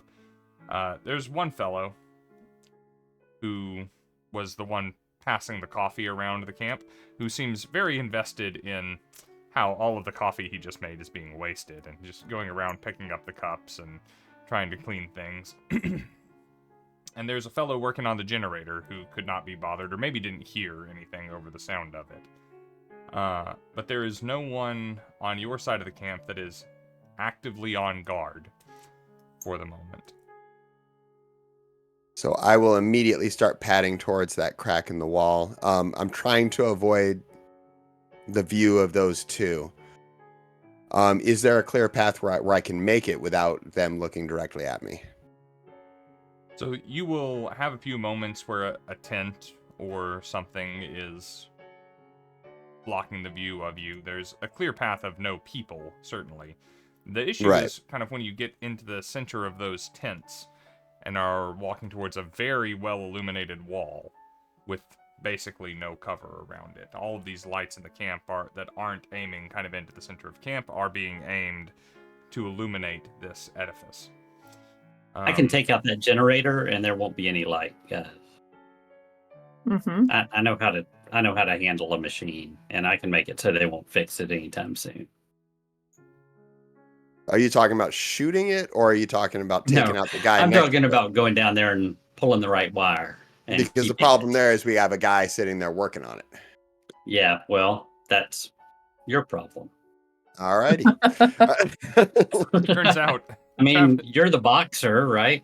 Yeah, I mean, if that's what we want to do, I can manage that. It's just it's going to cause a bit of a commotion to and possibly bring more guys back. Uh-oh. Oh no! Mike froze. Right as he was extending his Just crazy as he was extending his crazy. Ooh, okay. Sorry, I froze there for a second. You did for a bit. Sorry, it's been happening the last few minutes, actually, if I seem confused. To extend my crazy plan, I'll take out the generator, you take out the mechanic, and Hannah needs to go into the tent and steal any maps or books or anything that might give us a clue as to what they have already scouted out. So that's my crazy plan. Now, the only one that leaves is Coffee Guy. That is what I was thinking I would do, was try and sneak into their main tent, get a map or something. Well, you're making my plan not sound that crazy. Oh, look, if Hannah is already on board with your version of a crazy plan... Oh, you're plan, right, it is that's crazy. Standard plan for Hannah. I will not be touching a single fucking wire. I'm sorry. I assume you will burn it all down on the way out, either intentionally or accidentally. I mean, fires and electrical storms start wherever you go. Do you want me to set their tent on fire? I mean, I don't think it'd be a bad idea if it's convenient. Secondhand Insanity is a great band name. It is. I totally agree. Right. All right. Well, let's get this party started. I have a goal for where we should get tonight, and I want to make sure we get there. Okay. Yeah. We got about probably 40 minutes, 50 minutes. Yep. So in that case, I'm trying to approach Engineer Boy as quietly as I can, just so I can get within reach, and then I'm just going to unload on him. I'm basically one round behind him, stepping where he steps. And I mean, I'm not being noisy, but I'm clear on my inability to be fast or quiet. And then I am quickly and stealthily heading for whatever looks like the main tent. All right. Well, the tents are relatively standard issue. However, you've been seeing people coming and going while you've been watching from all of them but one. So maybe that one is special in some way. it is actually, since I imagine you really don't care anything for the well-being of this tent, it is very simple to walk up to the back of it if there were to be a hole in it, and allow yourself inside. That is Yeah. easiest thing in the world to be doing. While the I boys remind are you going both that to- you have a flashlight because it's about to get dark. Mhm. Yes, as Travis is about to go knock the lights out, and Brad is about to go knock someone's lights out. But I think, Hannah, you make it to your destination first, and you negotiate the back of the tent and allow yourself inside, and inside is a little folding cot with simple sheets and a soft pillow, and then a tiger pelt thrown across it. There is a selection Interesting. of Indiana Jones hats hung up on these little pegs on the tent posts. Oh, Barlowe. Yep, Yeah. there's actually a little Yeah. photographed portrait of Alvin Barlowe sitting next to the cot, and the glass is still fogged up, like someone has been macking on that thing. you mean the picture is next Oh. to the cot? I thought it was a picture of him next to the cot, which I found a weird thing to put next to the cot. I just want everyone to know this cot is mine, and here's photographic evidence. It's a picture of him with his hand on the cot. This is my cot. Oh my There are God. many like it. This one is No, mine. it's him laid This out is- on the tiger skin rug. That's what I was thinking. That's it. That's it. And nothing but the Twirling hat. twirling his mustache, and yes, the carpet matches the drapes. Oh. Ew. All right. With Ah. the center part.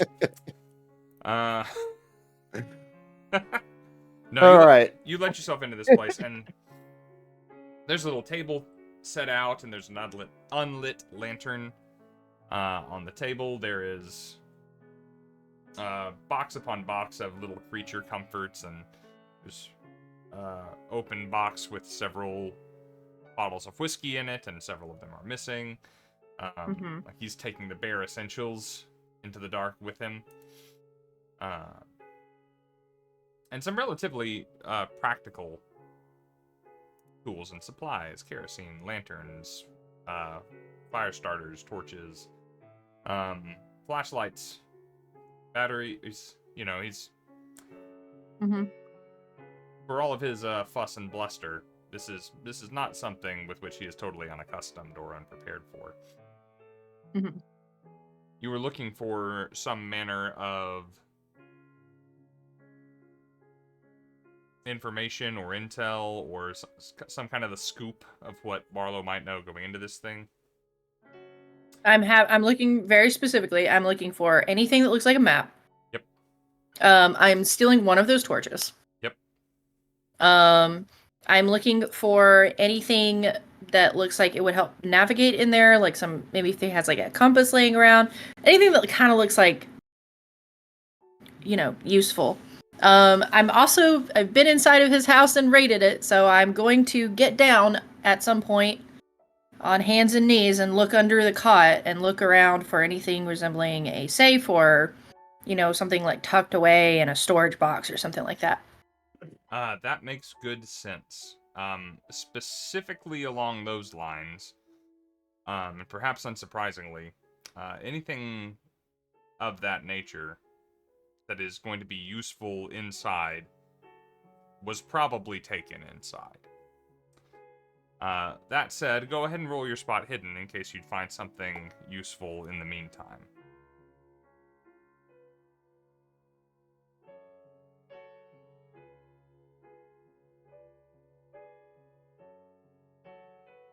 Okay, I got an 18, which is a hard success. Very close to an extreme success, but it is hard. So as you are going about and hunting for this, that, and the other, you come across a little piece of paper. It's actually right next to the bed, as though maybe it had fallen out of something else and maybe got kicked underneath a little bit. It doesn't seem to be any place in particular on purpose. Mm-hmm. And it is a receipt kind of wrapped around a scrawled piece of paper. And the receipt is for a telegram office in Ireland.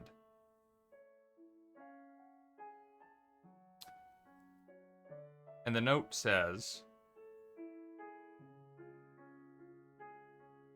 H. Stop. Received your message. Stop. Help would be appreciated. Stop.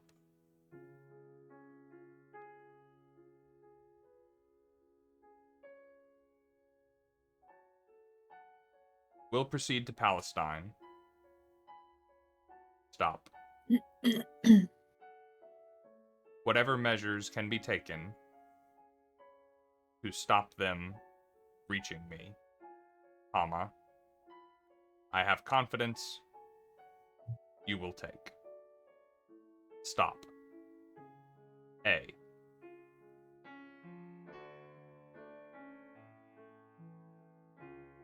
Oh. Well, my first thought is that H stands for Henry Armitage, which would be bizarre. Okay, I'm gonna take that. That sounds right. I mean, I'm not there, but Yeah, Henry and Alvin mean- are the H and the A, I think. right. I mean, he's got two close friends, from what I know. Both of whom he intends to frame as suicides. Oh, right. This man's complicated. All right, yeah, I'll take that. As you are finishing trying to quickly absorb the contents of this message, Brad, you have reached your intended target. His back is to you. He's hunched over this thing. He's like wiping the sweat off of his brow. Keeping this thing running out here is apparently a struggle. It looks like every expense was spared in finding a quality generator to take out here into the hills with them. And maybe that So penny thriftiness is causing problems. I am just going to unload on him. I'm assuming because he can't see me he doesn't see me coming, I would get some kind of bonus. What are you intending to do, per se? Well, he's leaning over. Mm-hmm. I'm just gonna punch him in the back of the head. And if the first one doesn't take him down, then I'm gonna go ahead and follow up with at least one or two more, depending on what my rolls would look like. Okay. Go ahead and make a brawl roll for me, please. I will Alright. give you a bonus die, as he is not aware of your approach. Excellent. My first roll, I'm gonna need that bonus die. And that's gonna be a hit. Not a hard success or an extreme success, but still a success. Okay. Go ahead and roll your damage for your punch, plus your damage bonus, please. Let me find my damage bonus. Haven't had to use it in a while. Should be somewhere in the bottom right of your... Got it. It can be a D3 plus whatever your damage bonus is. Right. So that's going to be 6 damage total. That'll do it. So you haul up on this guy and kind of rear back and take one long kind of lunging step in. And with gravity kind of pulling you down as you step, you punch the back of his head straight into the side of the generator and he rebounds off of it. And making Travis's job perhaps slightly harder, that impact seems to have rattled something into place. The lights go out. The generator seems to be working more efficiently than it was when he was working on it. Oh, it just needed to be hit. Yeah, it needed to be Fonzarelli'd a little bit. I crouch down and quickly look around for a coffee guy to see if he's anywhere where he can see what's going on.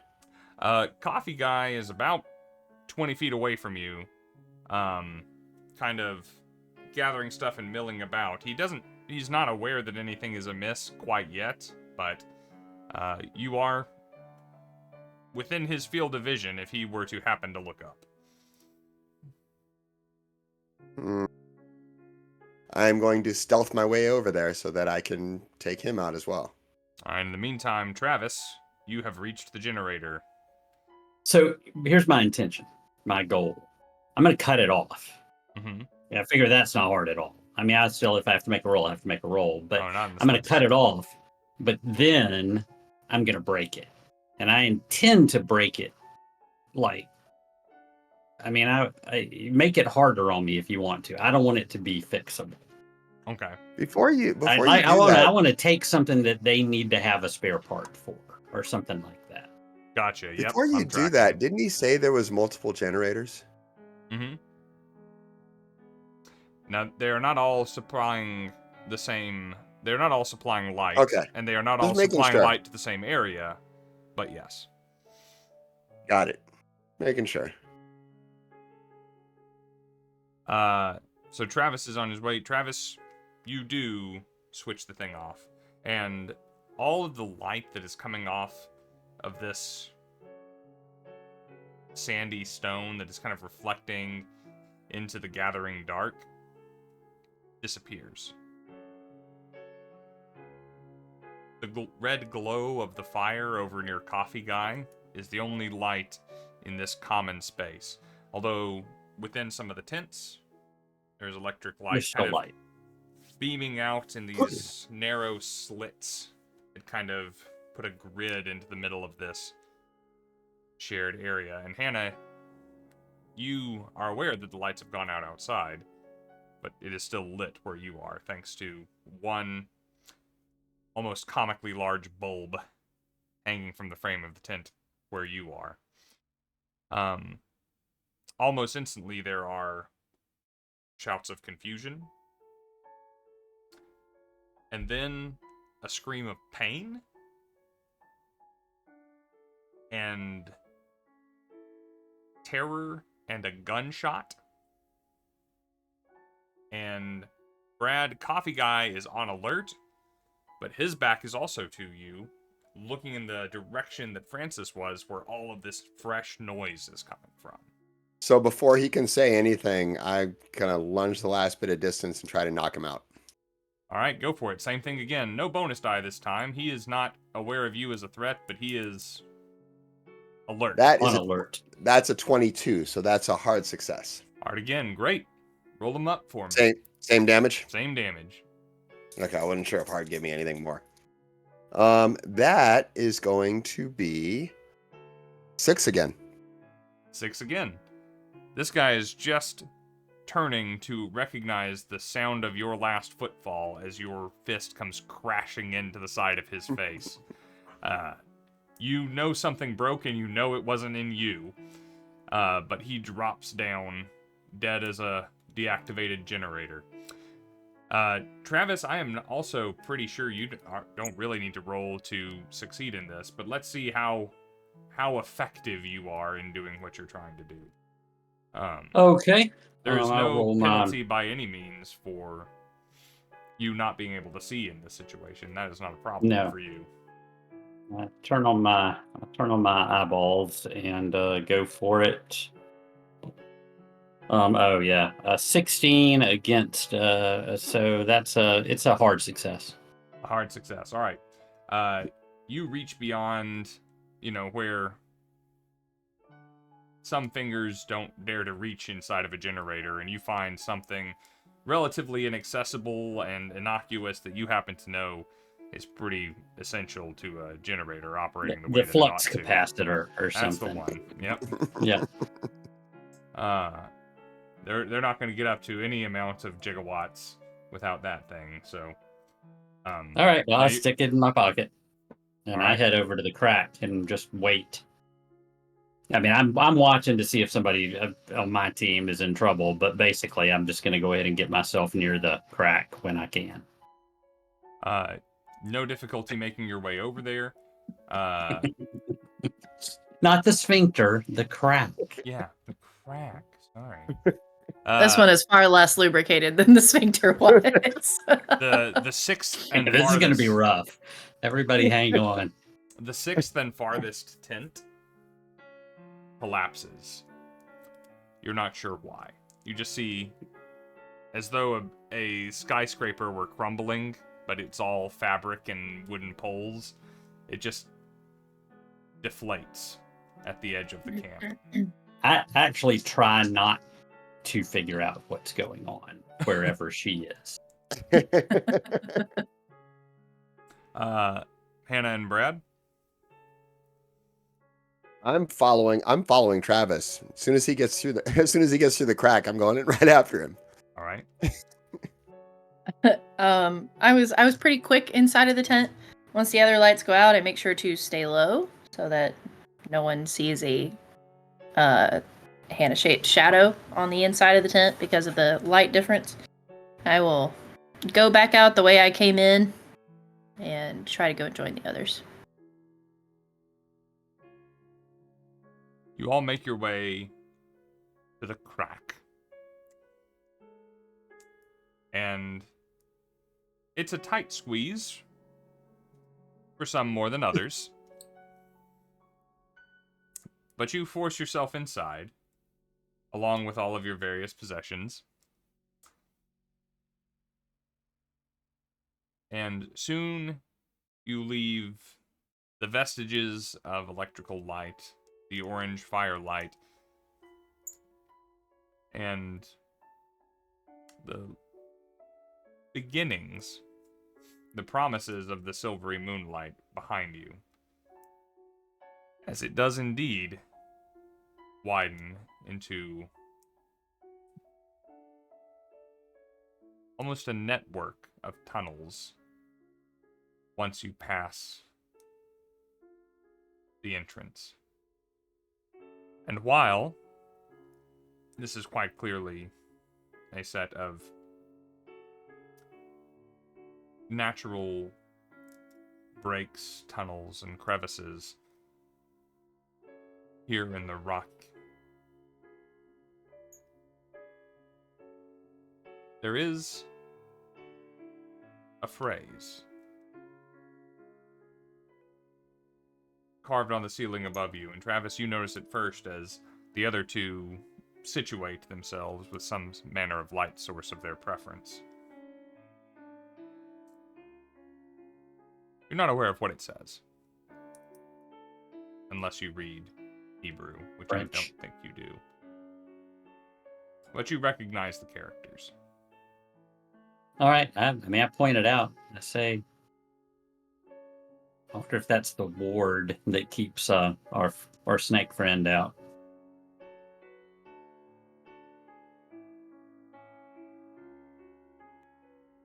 It's certainly possible. I have no idea what it could possibly say. So without necessarily reading Hebrew, could I still make a mythos roll? Is there symbology there that might be recognizable? You could do your occults. It will not. Oh, my occult's necessarily- even better. May not tell you exactly what it means, but you may recognize a set of symbols or be able to Okay. guess the function. I will go that route then.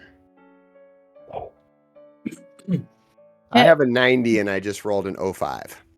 Ooh. So, there is a few phrases here, and you can't begin to guess at all of it. But there are some things that stick out that are recognizable to you that you've seen in other places. One of them you recognize as a name Ammon, which Ammon? is a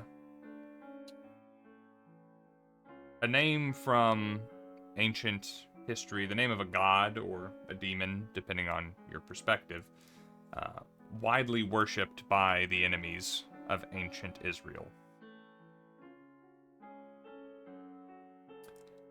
You also notice a few figures that you have seen in in warding incants and whatnot. Their particular phrasing you don't recognize. However, you think that at least this part of the scratches on the ceiling is probably, to Hannah's guess, some element of what might be preventing certain things from passing, or at the very least, warning anyone who would pass. Finally, there's one more thing you recognize here, and I, fortunately, may not have it available. 1 second. Time for us to vamp while he looks stuff up. I am just barely trained in tracking if we want to try to follow Barlowe in here. I am better than the default, and that's it. This would be a good time to say that I'll pass the note that I found over to Travis, so you can take a look at it. Oh, cool. Oh. I didn't write down what it said. My tracking is default, so. But it basically said, send help. Send help, and it also said, do whatever you can to prevent them from getting to me. Which lets me know that Henry Armitage, A, may not have been telling us everything, B, possibly didn't listen to this letter, or C, Alvin Barlowe knows we're coming. Well, it was written to Henry by Alvin. It was, but in it's Ireland. With Alvin. So has he not sent it yet? No, it was like a receipt. Like he sent the telegram in Ireland. I see. It's like a receipt. I completely understand. Yeah. So like a telegraph receipt or something. Yeah. Yeah, I get it. Well, that's not what Henry did. It's not. Quite the opposite. Actually. Well, but we're assuming that they means us. True. We are which is assuming not that. necessarily true. Well, Henry doesn't strike me as somebody who could stop anybody from doing anything without putting minions in the way to take the hit for him, and I think that's us. Oh. The other thing you recognize, Brad, and this is going to be a difficult thing to say seriously.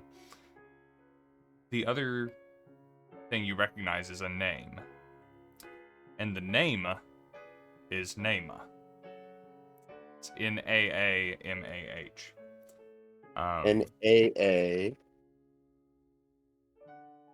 A-A-M-A-H? Mm-hmm. And does that name mean anything to me? You got a hard or an extreme occult roll? It was an extreme. Extreme, okay. Very incidentally important in the grand scheme of occult knowledge, but since you have delved into the story of, or the legend of the Key of Solomon, Solomon's divergence from the Hebrew faith was encouraged initially by him pursuing women, wives, queens of neighboring tribes. And the one most credited for luring him away from the Hebrew God was a Ammonite princess named Nama. And straight out of Genesis. That is the mother of Solomon's heir, Rehoboam.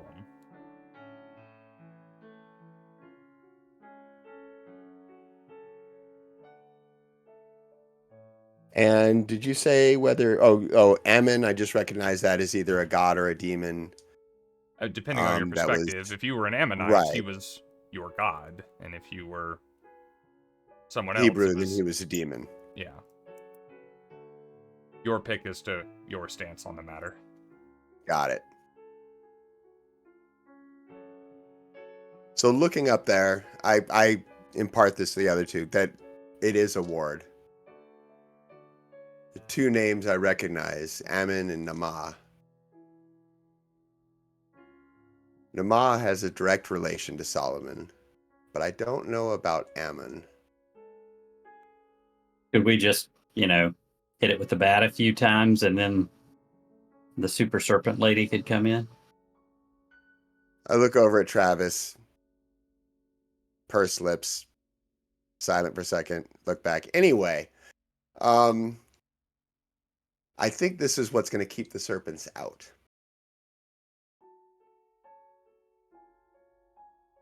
I don't know if hitting it with a bat will help. Okay, just asking. As much as that's no your bad ideas. Go-to move. Except for that one, apparently.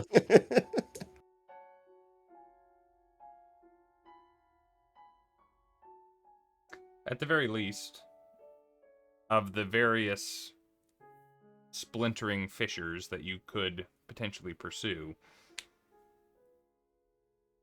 these scratches are above perhaps the widest and, at least currently, most easily traversable of these, which seems to, generally speaking, descend further into the dark. Well, I'll go to the trouble of looking for tracks anyway, just to see if we're following the most trod trail. Sure. I suppose that could be spot hidden, unless you would prefer something else. Well, there's a skill track, unfortunately. Obviously, spot hidden I wouldn't fail. Well, But I assume you want me to use track. Why don't we do track, and then I would permit a much harder spot hidden if you insist. Okay. Yeah, I mean, I'm trained in track, and I can see, so let's see. Wow, that would take a lot of luck to fix that one. More luck than I am willing to spend. Okay. So, no, I can't make out any tracks here. Just out of curiosity, if necessary, I'm just asking this as a side question. If necessary, could I reproduce these runes that I'm looking at from memory? You could. Travis could. I could. Travis could. Travis can remember everything. So yeah. So, this is how I imagine this panning out. You think you could not produce these from memory, so you fish around in your pocket and you get out a pencil and some paper and you start taking it down. And Travis says, "What are you doing?" And you say, "I'm taking this down." He's like, "I got it." He says, "But are you?" "I got it." And you're like, and it can be reproduced at your desire by your companion, so long as he lives. I'm just thinking if these keep the serpent people out, they also might be keeping whatever's down there in. I mean, it's a fair assumption. Brad, you can't be looking at my notes, man. I keep them in Alabama for a reason. I could also attempt to track I mean, everybody could attempt to. something. Yeah, you're Oh, welcome to. I did put some points in it, I'll go for it. As did I. oddly enough. You might at least get within luck range. Yeah, I would have True. had to spend 46 luck. I wasn't going to do that. Might be a lucky roll. You never know. Nope, it was not. Mm-mm. Nope. Wasn't lucky. Remember, It's you the have opposite. Yeah. all the luck in the world that you're not spending, and you have this up here. Yeah, that's that's something I don't think luck is going to fix for me either. Okay. That's a 84 You versus a gave me 20 the in that spot hidden skill. backup is why I didn't go for it. Because a very hard spot hidden I will still make.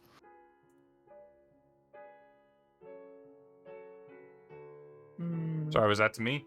I was. Yeah, well, I didn't I know was if thinking Travis about was. I something. mean, if Brad was about to look for tracks for us, but otherwise, Your track is better than mine. I can give it a shot as well. give it a shot. It's the way you get check marks. Yeah, with my 10%, my 95 is probably not going to cut Oh! it. Ow! You're literally I think it's busy a looking at the 96. I'm ceiling. looking at the yeah, exactly. 96 is fumble, right? I think that's right. Yeah. Okay. Otherwise, I'd be telling us to go the other direction. All right. Well, I turn up the volume on my eyeballs and look again. All right, you guys spend a little time all tracking and discussing all the various ways that these guys might have gone before realizing you're getting nowhere, and Travis tries again, but harder this time. I squint and get a. Do I have any kind of detriment here, or do I just roll my normal super eyes? You just roll your normal super eyes.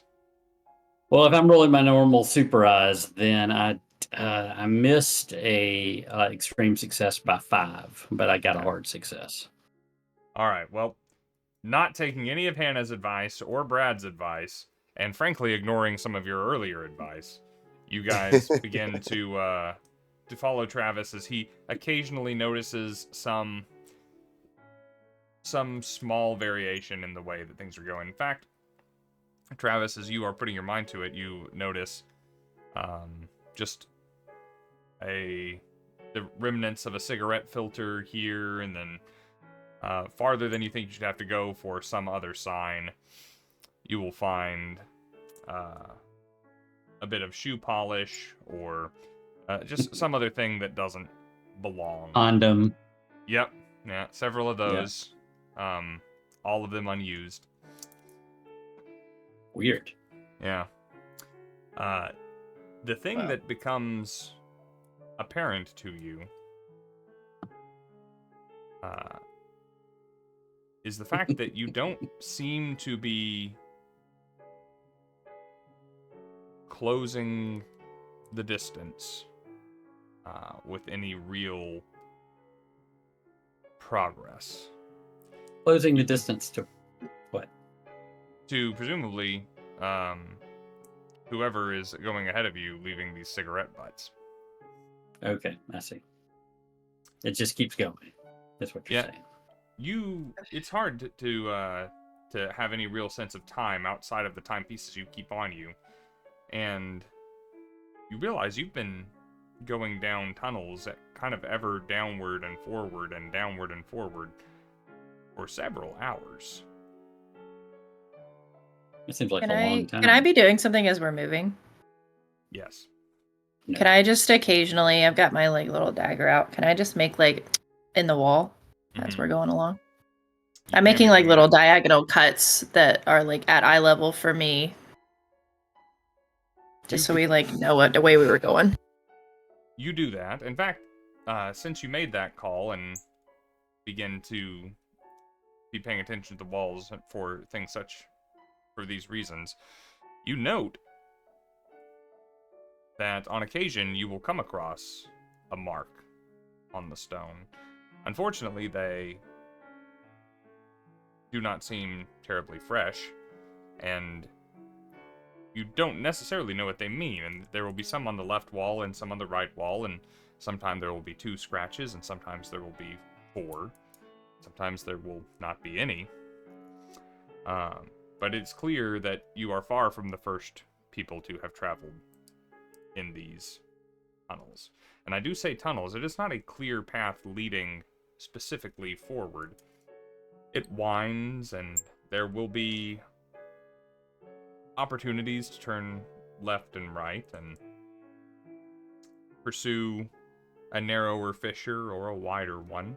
And you are using some measure of judgment as to which path is the one taken by those before you. Occasionally, since you assume, perhaps correctly, that Barlowe has some idea of where he is going down here, you were encouraged by the presence of a cigarette butt, or the faded smell in the stagnant air of smoke or oil, and has been dropped as a torch was relit or a lantern refilled. But you begin to notice... Time. I was just going to mention the time. Yep. I'm at that. I'm at that 5-minute call. I'm winding it down to the end. When horrible things are afoot. Yeah. I'll whine about that later. But you begin to notice much smaller tunnels. Almost big enough for you to begin to stick your arm into. And they seem to go deep into the tunnel's walls. There's some quite low, and there are some quite high. Clearly dug by something. not naturally occurring like what you were walking through. Is there evidence they were recently dug, or no? Some you think appear quite old. And some, occasionally you will pass one that seems quite recent. And there will still be loose earth around it or at the base. Seems like somebody knows what the trick is here, and we don't. Sort of aim a light down one, and it passes a ways in and turns off or up or down. It is quiet down here, other than the sounds of your own footfalls or any conversation, your own breathing, or any scree or rubble that you kick around the tunnels as you go. And then another sound. And at first you think you imagine it, but it begins to become difficult to ignore. It is a chittering, a snuffling, and a brushing and sliding. There's something alive down here that is not the three of you. And what's more, there are many of that something, and the sounds are coming from all around you, at your feet, behind you, and before you, coming from the walls and the ceilings of this tunnel. And Travis, unfortunately, you recognize this sound. You've heard it once before. Never in these amounts, never at this volume. You had hoped you would never hear it again, even once, much less in this magnitude. And as tiny, almost luminescent red eyes begin to peer from all of the tunnels around you, you say, almost under your breath, but audible to Hannah and Brad, "Demon hamsters." Damn it. It's the gnashing teeth we were promised. Well, you've got the bat. And that's where Time we'll for a have game of Whack a Hamster. This will be where we So- have to pick up next time. So hoping we would get to bat demon hamsters. Hope one of you can cast a fireball. That's most effective. I'm just really glad y'all brought the bat. Otherwise, this little twist was not going to land like I hoped it would. But as soon as Travis brought up a demon hamster bat, I put in my notes, find excuse for demon hamsters. Nice. Well, thank you Good. guys for watching and joining us tonight. We will be back next week, and we will catch Barlowe, see what he's up to, and try and make ourselves general problems, so long as we survive the horrors of the tunnels and the hamsters. I'm going to be finding us people to raid. Is there anything going on, Brian? Are you in any shows coming up? No, Or not me? for the next month. I won't be doing a show until Dallas, so I'm just gonna be doing a lot of writing. But I am gonna start. So my Thursday night stream kind of fell apart. But starting probably next week, I'm gonna be back on Thursday. I think I want to do some world building stuff. So I'll make an announcement through our Discord sometime this coming week and let you know when that's gonna start off. Sounds good. Thank you for that. Katie, are you streaming Friday, or you got any other plans for the week? Yep, I'll be streaming on Friday. The biggest one I have coming up will be a couple of Fridays from now on May the 24th, where I will be starting and going past midnight. Doing Because that'll be what? a birthday stream.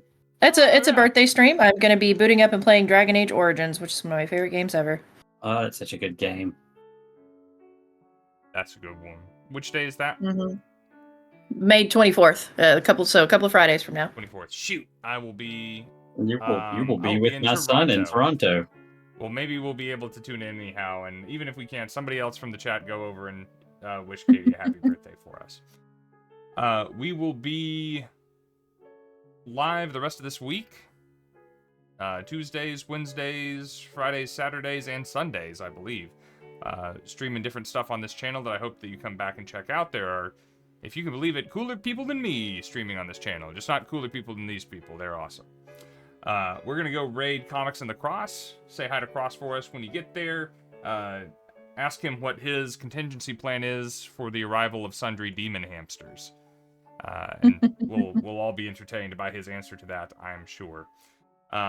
We will catch you guys back here next week. In case you don't hear it anywhere else this week until we see you again, please remember that we love you guys. Can't wait to see you next week.